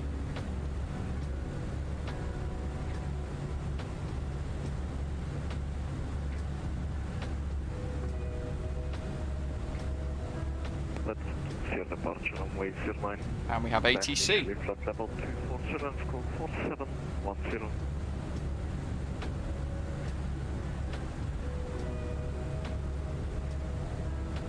We are here to Malta, assigned via the Napet to Sierra departure. Oh, commentator, good work. Initially flight level 240, squawk 4710 with 1054. Is there 1054 back correct? 60 miles to top descent. Just after RASUB now, actually, which is good because we're just being into Bulgarian airspace, Sophia Control. Amiran, which yoke brand am I using? I've got the Turtle Beach Velocity 1 flight kit, which is a yoke and throttle, and it is awesome. I've had it for 8 months now, and I'm absolutely loving it. It works really well with pretty much all of the aircraft. Doc, nice tip, thank you. Good to know. And those of you wondering, we're in the Balkan Holidays A320 A320 livery CEO variant, I should say, the Fenix A320 on MSFS. There it is. The links for everything that we've done today, the livery that we're using, and the scenery involved, and the Fenix A320. All the links are in the description if you want to bag any of it yourself for your own experience in the sim. The Burgas scenery that we're going to be arriving into is freeware. I have no idea how stable it is or how good it is. I've just seen some fairly average images of it, so we'll find out. But the arrival destination today is freeware scenery, and we departed from that wonderful Dominic Design Team created Doncaster Sheffield scenery as well in MSFS. That's really good.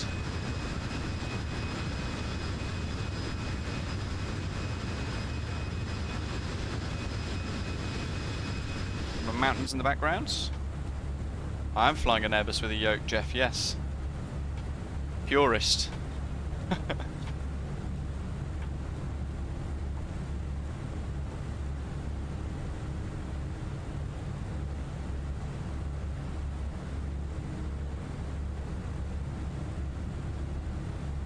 $83 likes, folks, thank you very much. Great to see loads of you enjoying the stream. Good to hear Jeff enjoying the livery as well, liking the livery. 1054, request push and start. Mr. 1054, QNH 1020, start up. So Bulgaria is actually the entry into Sophia Control. But as we pass RASUB, we'll call them up.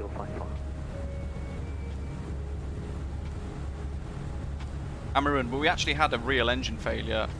I say real, you know what I mean. We had an engine failure in the PMTG 737 a little while back into Bradley. We ended up having to deal with the engine fire and land on one engine. So have a little look at that, dig that live stream back out again. It was a 2-sector day. I think we did Boston to somewhere. God, my memory's terrible. Boston to somewhere else to Bradley.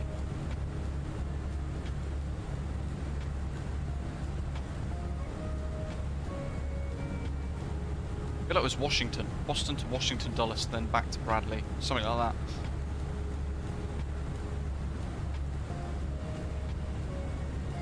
that. Haha. I see, there we go. Doc makes it sound a bit better. The first ever Airbus was flown with a yoke, so the weird one is flying Boeing with a joystick, which is what I used to do in the past.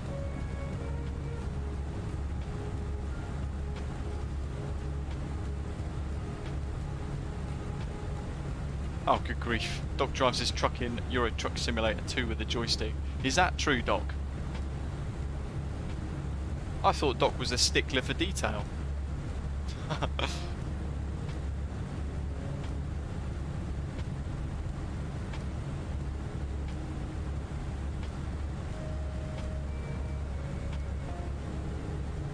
know what we need to do? We need to put our minimums in. On this approach, by the way, we've got LPV and we've got LNAV VNAV.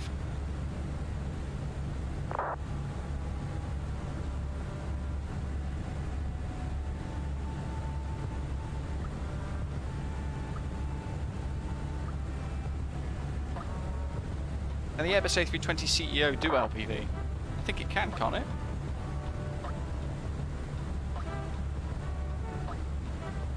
Turkish 610 Hotel, Unicom wants to the simulate for play.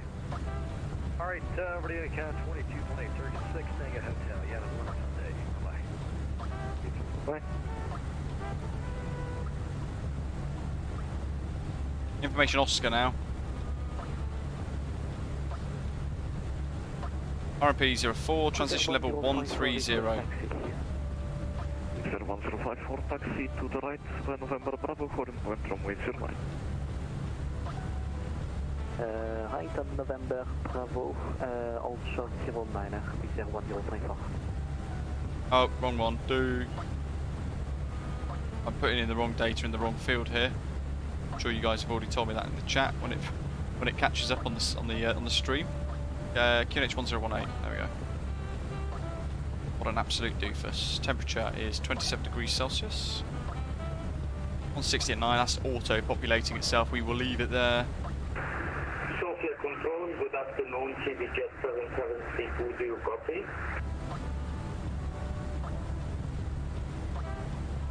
Lovely stuff.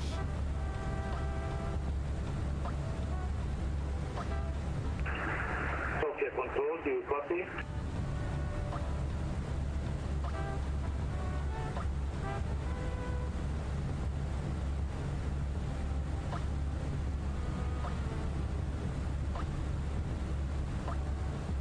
Sophia Control, good afternoon. Balkan Holidays 5560, flight level 370, inbound Bullen and requesting descent. Balkan Holidays 5560, good afternoon, Sofia Control and T5. From present position, proceed direct to Burgas 364, after Burgas 364, follow SN for Delta arrival. Expect RMP approach runway 04. Descent now flight level 130. Roger, and proceed direct Bravo Golf 364. From there, continue on the Ascena for Delta arrival and descend flight level 130, Balkan Holidays 5560.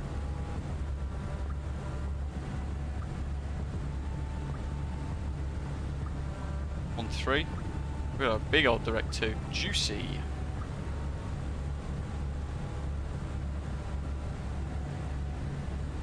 Look at that. Doink.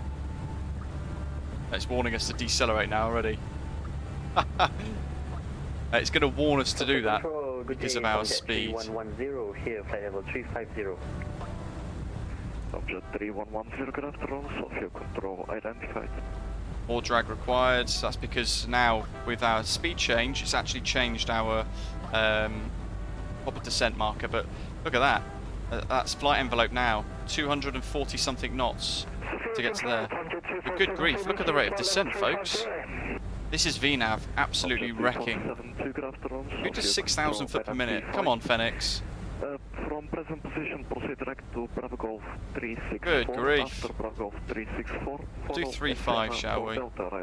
That's like an emergency descent. That's where it's trying to catch VNAV back as quick as it can. But it should look at that and go, you know what, that is unreasonable, so I won't do that rate of descent. Oh, actually, I've seen it change multiple times before. So I thought it was unlocked auto population. 1308. Descend to flight level 330 and then at my discretion to flight level 130 for Tomjet 2472. That'll do. Let's do our provisional bits here. David, hello buddy. Welcome. Want mass and balance, don't we? Wizz Air 1054, wind is 100 degrees, 6 knots, variable between 050 and 150. Alright, let's get rid of it. Runway 09, clear for takeoff, report for 91. See, now it's caught the VNAV, so let's just let it go back onto managed descent.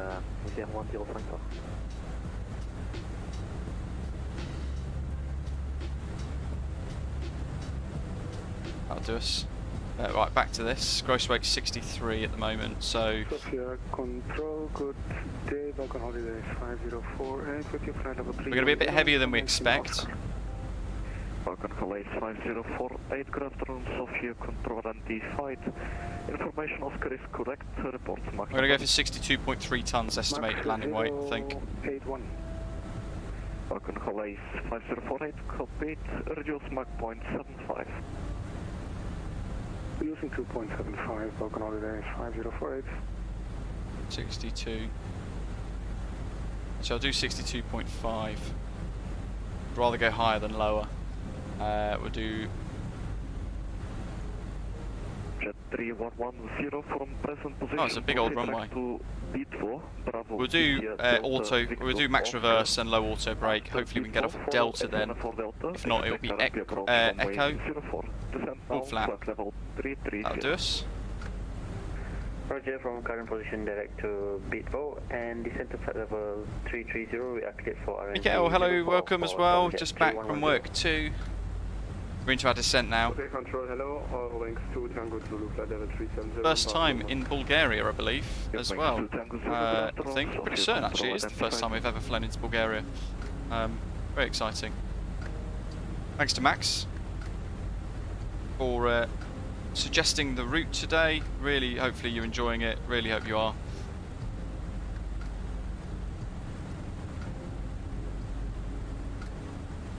.018. Set the standby instrument now. Be a bit cheeky with it.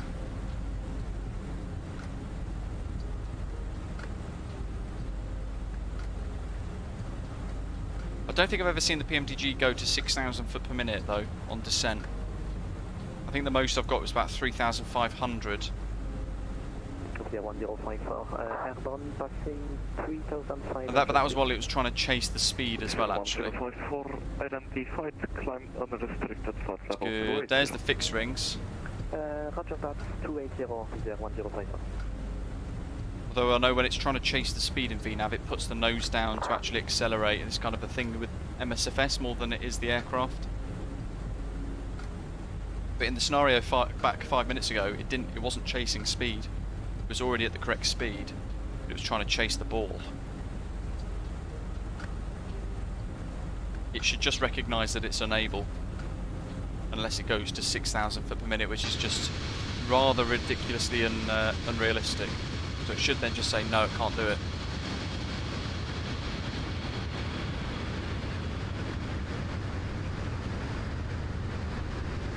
There we are.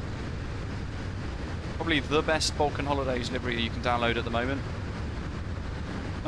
Not that it's looking great anyway, it's a pretty rubbish livery. 5048, reduce further, Mach point 73. 0.73, Balkan Holidays 5048. Now those of us in the UK, apparently petrol's set to be £10 a tank cheaper within a fortnight, thank goodness.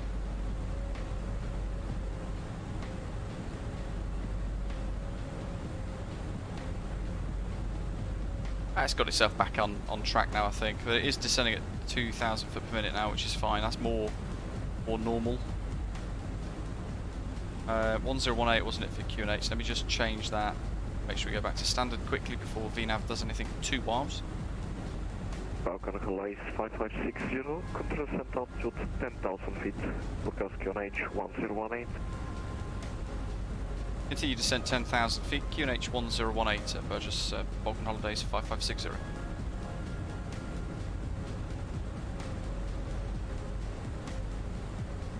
Harry, what's your advice for someone starting on VATSIM? Start small. Well, for me, commentator, it'd be £120, it'd be £110. Still pretty bittersweet, isn't it? Harry, what's your advice for someone starting? Yes, so start small. Start small airports like Edinburgh with just a few departure routes, just a few arrival routes. Even this is a perfect idea actually. Doing something like Edinburgh to Burgas. Mark, welcome on board. Thanks for subscribing. Just going back to the point Harry's asking there, the question, I would definitely look at going onto my website, britishafgeek.com/VATSIM. And if you scroll through that page, you will see lots of different PDF links for things that I've created to help you get started. Help you get designed to help you get used to the radio telephony, give you phonetic alphabet help, and there's those PDFs you can just download and keep for free. And then I've also done loads of VATSIM tutorial videos about 2 years ago now. Very basic tutorials designed to help you get used to how to get your clearance, how to speak to the controllers, and what different instructions mean. But yeah, start small. Use those tutorial videos on the channel, and also the PDF documents that I've created on the website to try and help, and then you'll be smashing it in no time. 100-504. Yeah, it was about 70 quid for me, commentator, back then, and at the time I was like, this is great, it's actually quite a reasonable price. Still expensive, but for the range of 700 miles out of the tank that I'd get, it was fine. But now 120 miles, good grief.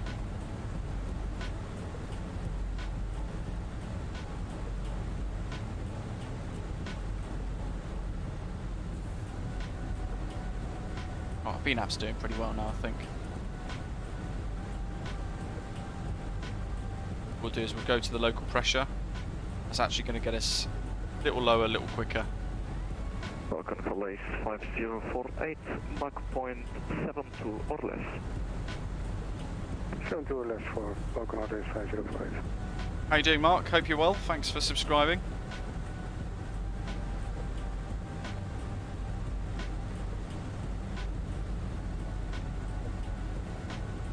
Yo short 2164, start level 2000. Yeah, there's Max. Bulgaria.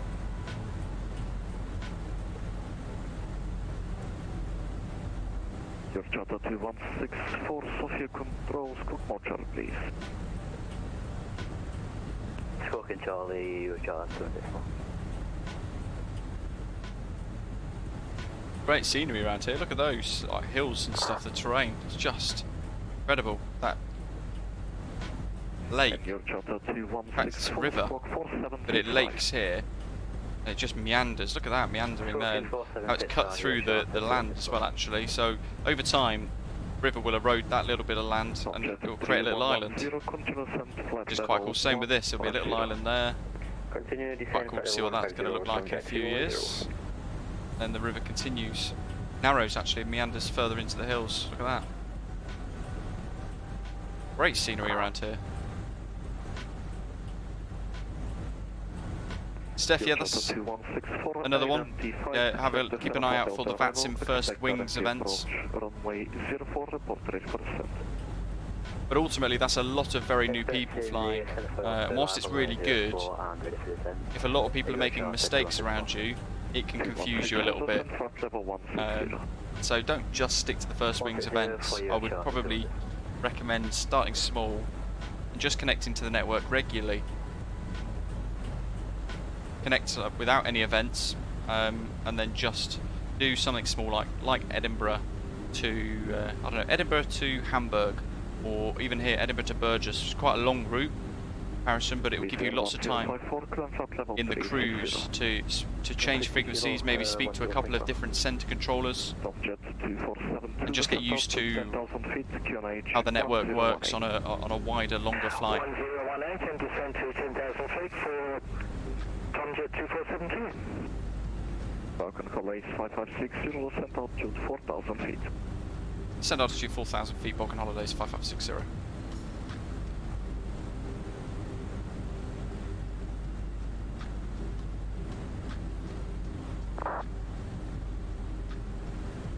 See what open descent does here, folks. Do 280. What speed constraints do we have? Max 250 knots here, so the waypoint that we're kind of adjacent to.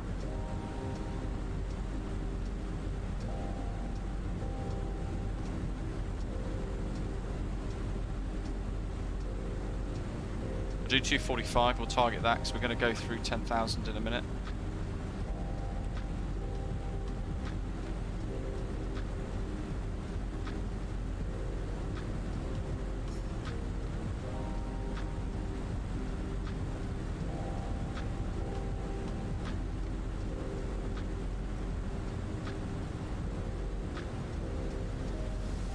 Okay, let's help it out with a bit of drag, shall we? Wizz Air 1054, Unicom 12 decimal, goodbye. Unicom 12 decimal, have a creative thing, bye-bye, Fenix time, Wizz Air 1024. Not long to go now, probably about 10 minutes to landing, folks. Jet 3110, descent altitude 12,000 low auto brake. 1000, QNH 1018. 12,000 feet, Down and 10, 1018 250. for Tomjet 3110. And through 10. Lights, signs as required.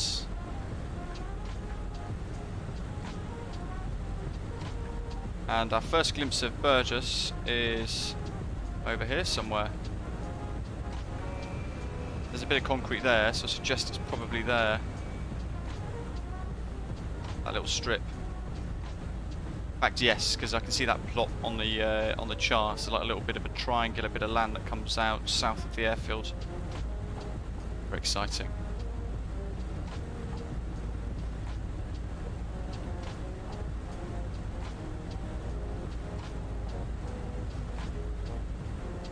I'll leave it in open mode, I think. Just sending stupidly.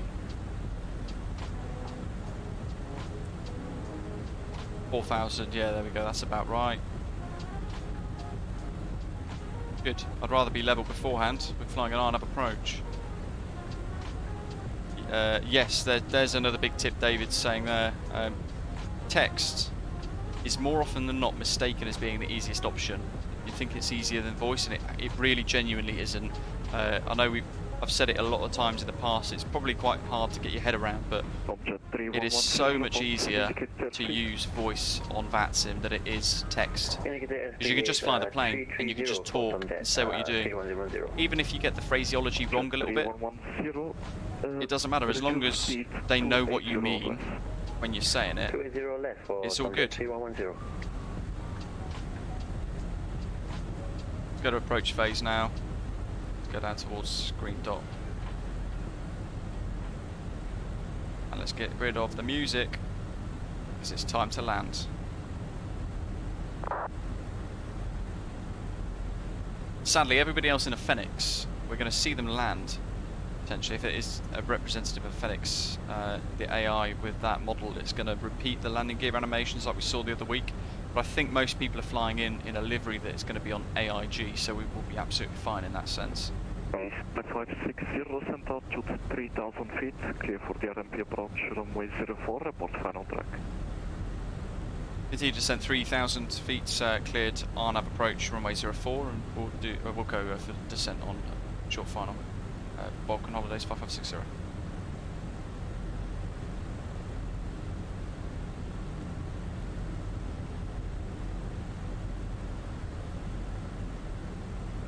Jet 3110, if I reduce further speed 250 or less, continue descent altitude 10,000 feet. What's that? So we've got 5 miles, 4 miles, LTOG. 10,000 feet for Tomjet 3110.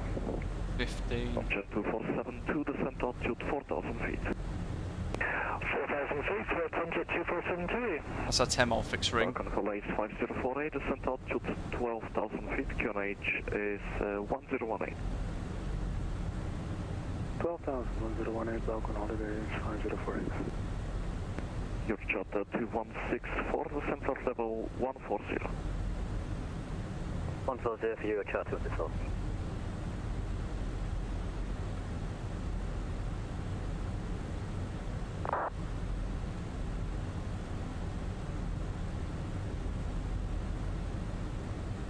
Right, let's go flaps 1, we'll go to 180.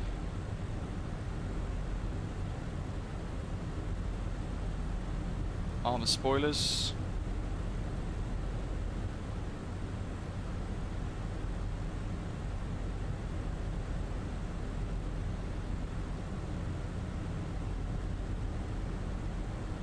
Jet 3110, continue descent altitude. So here we can see we've got the both the lateral and vertical deviation buckets. Lateral, we're bang on the track here. Vertical deviation, we're actually we're below. There we go. There's the buckets moving now more actively. So we want to make sure that we stay within that. If not, we're going to activate approach mode. 472, descent altitude 3000 feet, clear for the RMP approach, runway 04, report final track. Descend to 3,000 feet. Final track is going to be from Gebsu, folks, so there is, that's going to be where our final track's going to be. Crikey.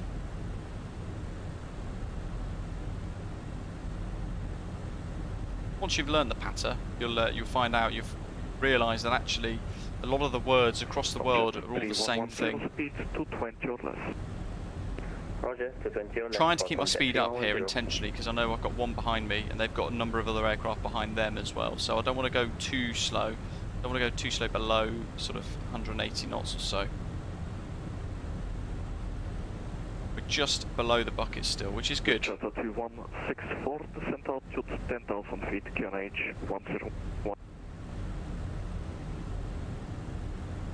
138 for approach, 133 over the threshold. Wow, look at that, there's 3 aircraft flying in. There's the runway, LTOG's coming up.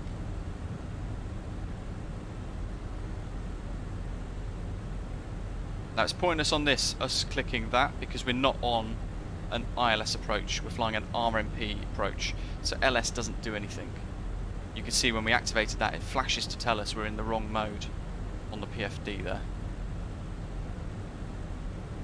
Go for another stage of flaps, but we don't want to go anything below 160 yet. Tomjet 3110, fly present heading. Roger, flying present heading for Tomjet 3110.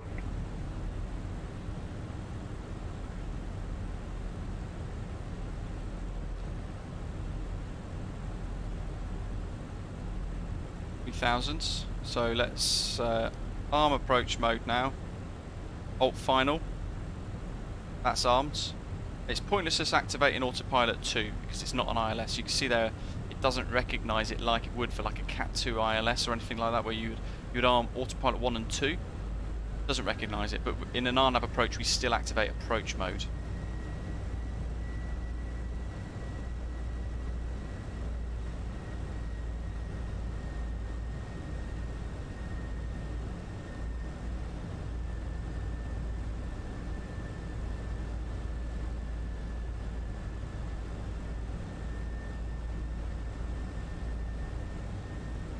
Balkan Holidays 5560 is 15-mile final track. Runway 04. Balkan Holidays 5560, wind 130 degrees, 8 knots, runway 04, clear to land. Runway 04, clear to land, Balkan Holidays 5560. Your wings to Tango Zulu, Unicom 12 decimal 8, bye. Unicom 12 decimal 8, our wings to Tango Zulu, bye bye.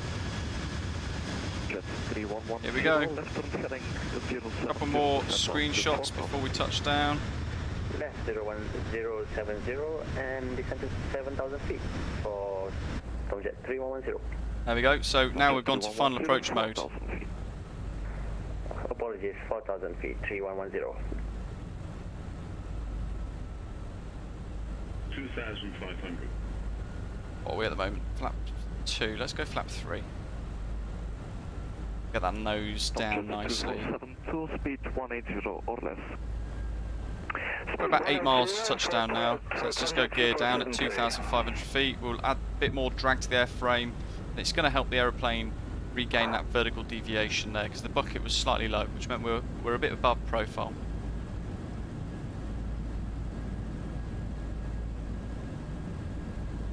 And final approach into Burgas, for the first time ever on stream actually. Very exciting. 5048, fly present heading, descent altitude 6,000 feet. We're going to try and keep the speed up until the last 4 miles.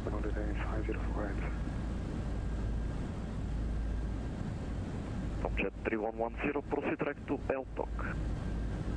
Which is in the next couple of minutes, in the next sort of 30 seconds I think. Tomjet 3110, send 3,000 feet. Clear for the RMP approach runway 04, report final track, and speed 220 or less. Roger, descend to 3,000 flat. and we are cleared for the RMP 04 and we report on final track for Tomjet 3110. Very scenic indeed. Tomjet 2472 is on final track for runway 04. Tomjet 2472, continue approach. Okay. Traffic is 5 miles, final runway 04. Continue approach and traffic 5 nautical miles ahead for Tomjet 2472. Now I'm going to reduce to final approach speed. Because we're about 4 miles now at this point. Balkan Holidays 5560, when on the ground, disable, expedite, vacate. We'll go Balkan Holidays 5560. Okay, we're going to aim for Delta then. That's probably the most reasonable place to vacate. 6,000 feet. 6,000 feet for Eurocharter 264. Go up to 1,000, let's get the autopilot off, we'll fly the rest in, shall we? Nice 8 knot crosswind for us. Slightly variable. And autopilot off.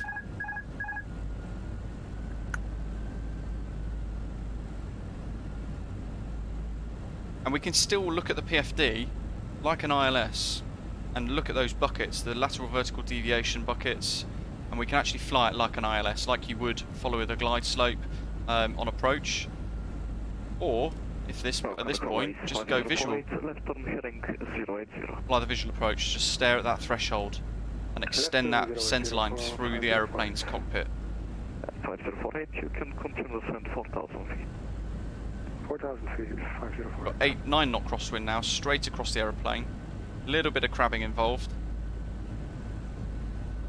So our nose is actually pointed towards the pappies on the right hand side of the actual runway.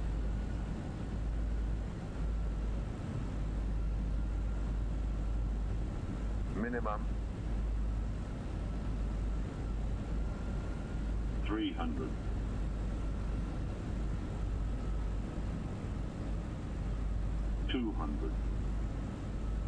Nice approach lights for freeware. 100. Looking at the end of the runway now for depth perception. Balkan Holidays 5048, continue the left turn direct to El Dock, descend 3,000 feet, clear for the RMP approach, runway 04. Hold in the flare. Continue left turn direct Delta 3,000 feet. Or trying to get back on that centre line. We'll report on final for Decel. 504. And I'm just going to come off manual brakes here. I've only got one reverser working, so I've got a failure of engine 1's reverser at the moment. Which is why we had that little veer off to the right a minute ago as we touched down. Interesting. Good afternoon, Qatari. Manual brakes. 94 Whiskey flight level 360 not in nature. 394 Whiskey, Sofia control identified. To get the tiller working. Vacate nice and smoothly. Balkan Holidays 5560, continue right hotel. Continue right hotel, runway vacated as well. Balkan Holidays 5560. Tomjet 2472, wind is 130 degrees, 8 knots, runway 04, clear to land. Clear to land, runway 04 for Tomjet 2472. Got the APU. And we can go spoilers disarm. Jeff, yes. Balkan Holidays 5560, continue Hotel Charlie Juliet stand 23. TU Hotel Charlie Juliet stand 23, Balkan Holidays 5560. There you go, bit of butter for a Wednesday afternoon, folks. We got here Hotel. Balkan Holidays 5018, speed 180 on fuel 6 miles. Hotel Charlie Juliet stand 23. Oh right, okay. So our stand is here, where this light is. We've got to go past it and then back on ourselves. Very cool. Maintaining present header in Eurocharter 164.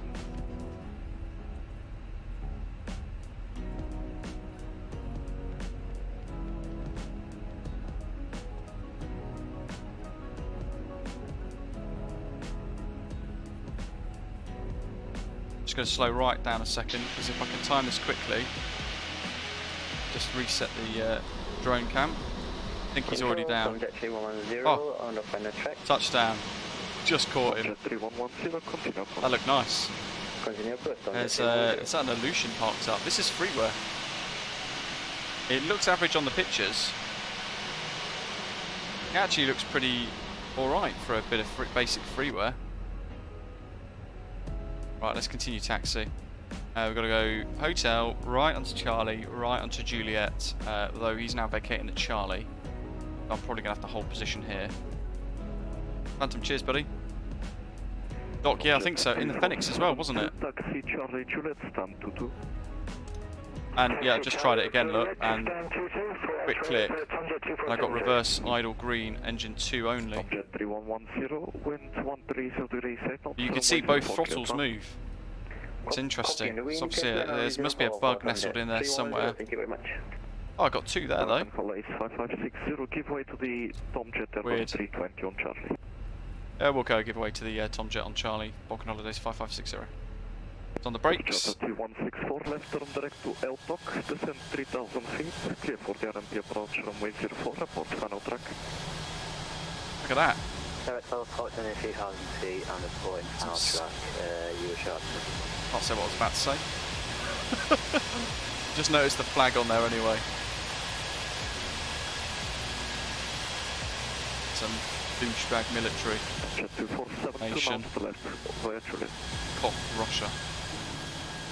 Say again for Tomjet 2472. Someone on final. Neil's airborne from Miami to Toncontin for a test run of next Wednesday's giveaway group flight. Let's go for Tomjet 2472. Tomjet 2472, you missed a Juliet disable, make a slight U-turn and turn right. I'm not sure, Doc, because it's working now, look. Again, it's working there. And it's working there. Didn't work that time. It's the exact same situation, circumstance. Worked there though. Right, let's he's moving, let's get rid of the park brake and let's taxi behind him. We only pay for the cheap seats here, so we've got the remote stand at 23 for taxi 2. He's trying to escape with his life. To see the paramedic reversing quickly.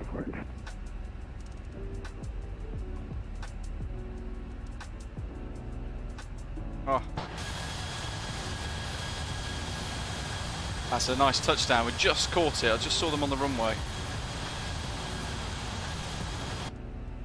Let's keep moving here, because otherwise I risk being in the way. Where do we go here? Oh yeah, he's actually literally vacating on us. Tomjet 3110, hold short of Juliet, give way to the Balkan Holidays Airbus 320 in front. Roger there, holding short for the BH Air for Tomjet 310. There we go, we got out of the way nice and quick. Balkan Holidays 5048, wind 13, correction, wind now 120 degrees, minor knots, runway 04, clear to land. 19, 20, 21. Let's copy 04, clear to land. 23 I think is this one. We'll be requesting stand 1 if possible. Copy, expect. Thank you. Tomjet 3110, now continue to the left. Oh no, it's right at the end. Left via Juliet, stand Oh, right, cheap seats down here. Thank you. Try and park track for your nice and quick. Your Jota 2164, continue approach. Continue for your chart. There's the stop bar.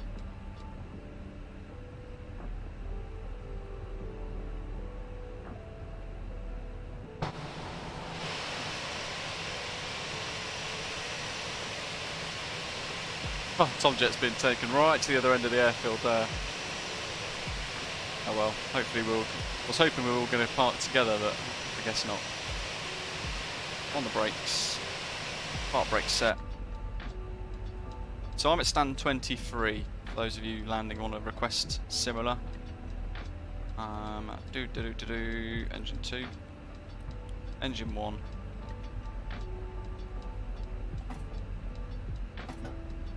That's flicked across now to the APU.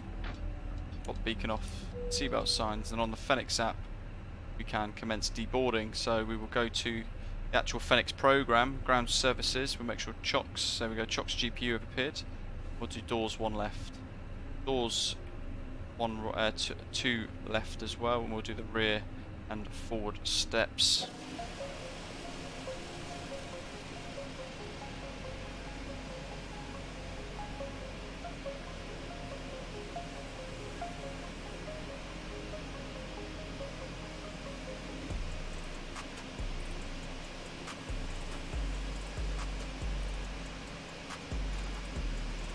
Couple of screenshots, hopefully before Atlanta cuts off, which is just about to, so quickly Luke. Add those.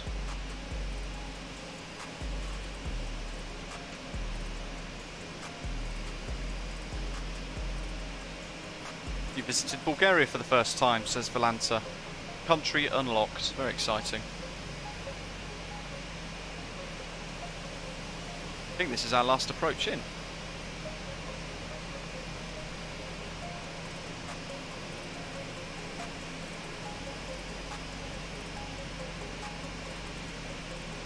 I took the right lane, he took the left lane.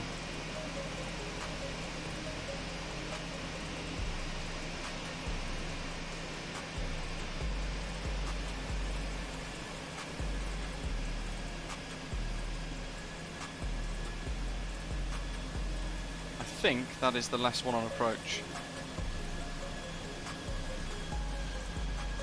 Balkan Holidays. Oh no, there's one there. Taxi via Charlie and Hotel Stand 1.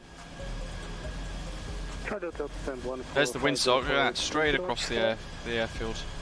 Right. Your Charter 2164, wind is 120 degrees, 9 knots, runway 04, clear to land. This one is Clear to land, Max. Charter 2164. This, a little bit of a hill, I didn't even notice that on approach. Control, Tom Jet 2472, thanks very much for the ATC, and sorry for the mix-up getting into the gate. Tom Jet 2472, no problem, thanks for flying in.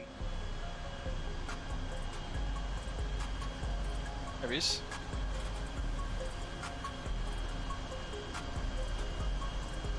There's the main terminal building. It's pretty messy when you look up close, it's pretty horrendous, isn't it? But I guess it's not too bad. There's a model over there actually, we've got to go and spot that. Model of an aircraft parked up somewhere, the other side of the terminal.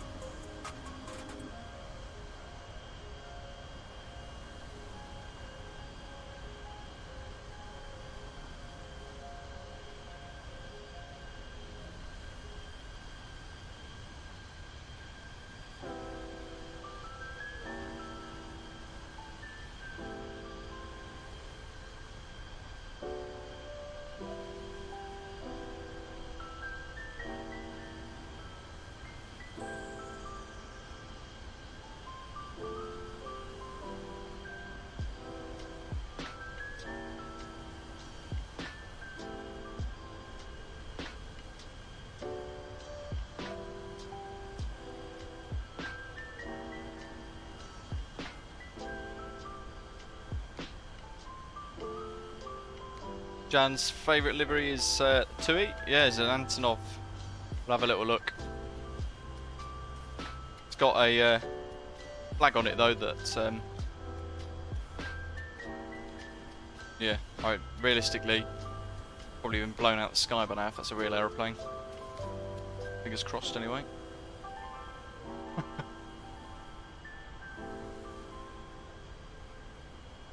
Yeah, Tui livery's pretty cool, isn't it?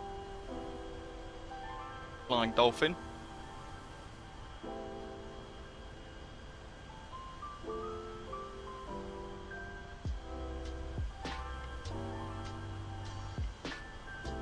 The world's slowest approach. There's the touchdown zone.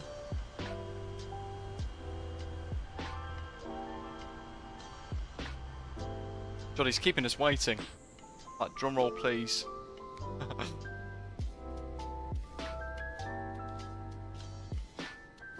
Radar, good evening, catch at 9. Hey, it's the correct livery.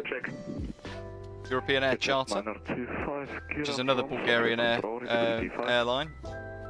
And catch at 925, Boeing 737-700 aircraft, information Alpha, stand number 1, QNH 1020, request clearance to Mykonos. I think I'd like to see the Antonov removed. Catch at 925, Decided.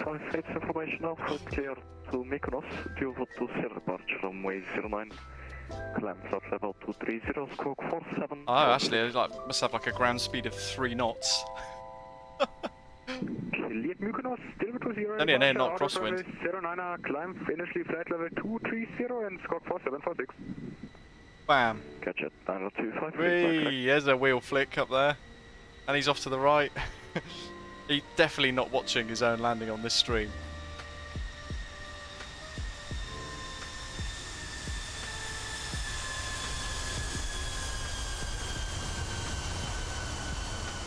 Off he goes. Legends Mykonos doctor on board. Great route choice. Fist spinning away from him, yeah. The Earth's rotating so fast that at 130 knots he still can't make it to the airport. Okay, well this scenery's pretty nasty the more I look at it, but it is freeware. The one thing I wanted to look at, some of these static models over in the corner over here, which caught my eye through the trees. Your charter 2164, continue right hotel. I think I've decided I'd quite like to see some payware scenery for Burgas. Look at this landscape, it's sort of nestled around as well, really nice.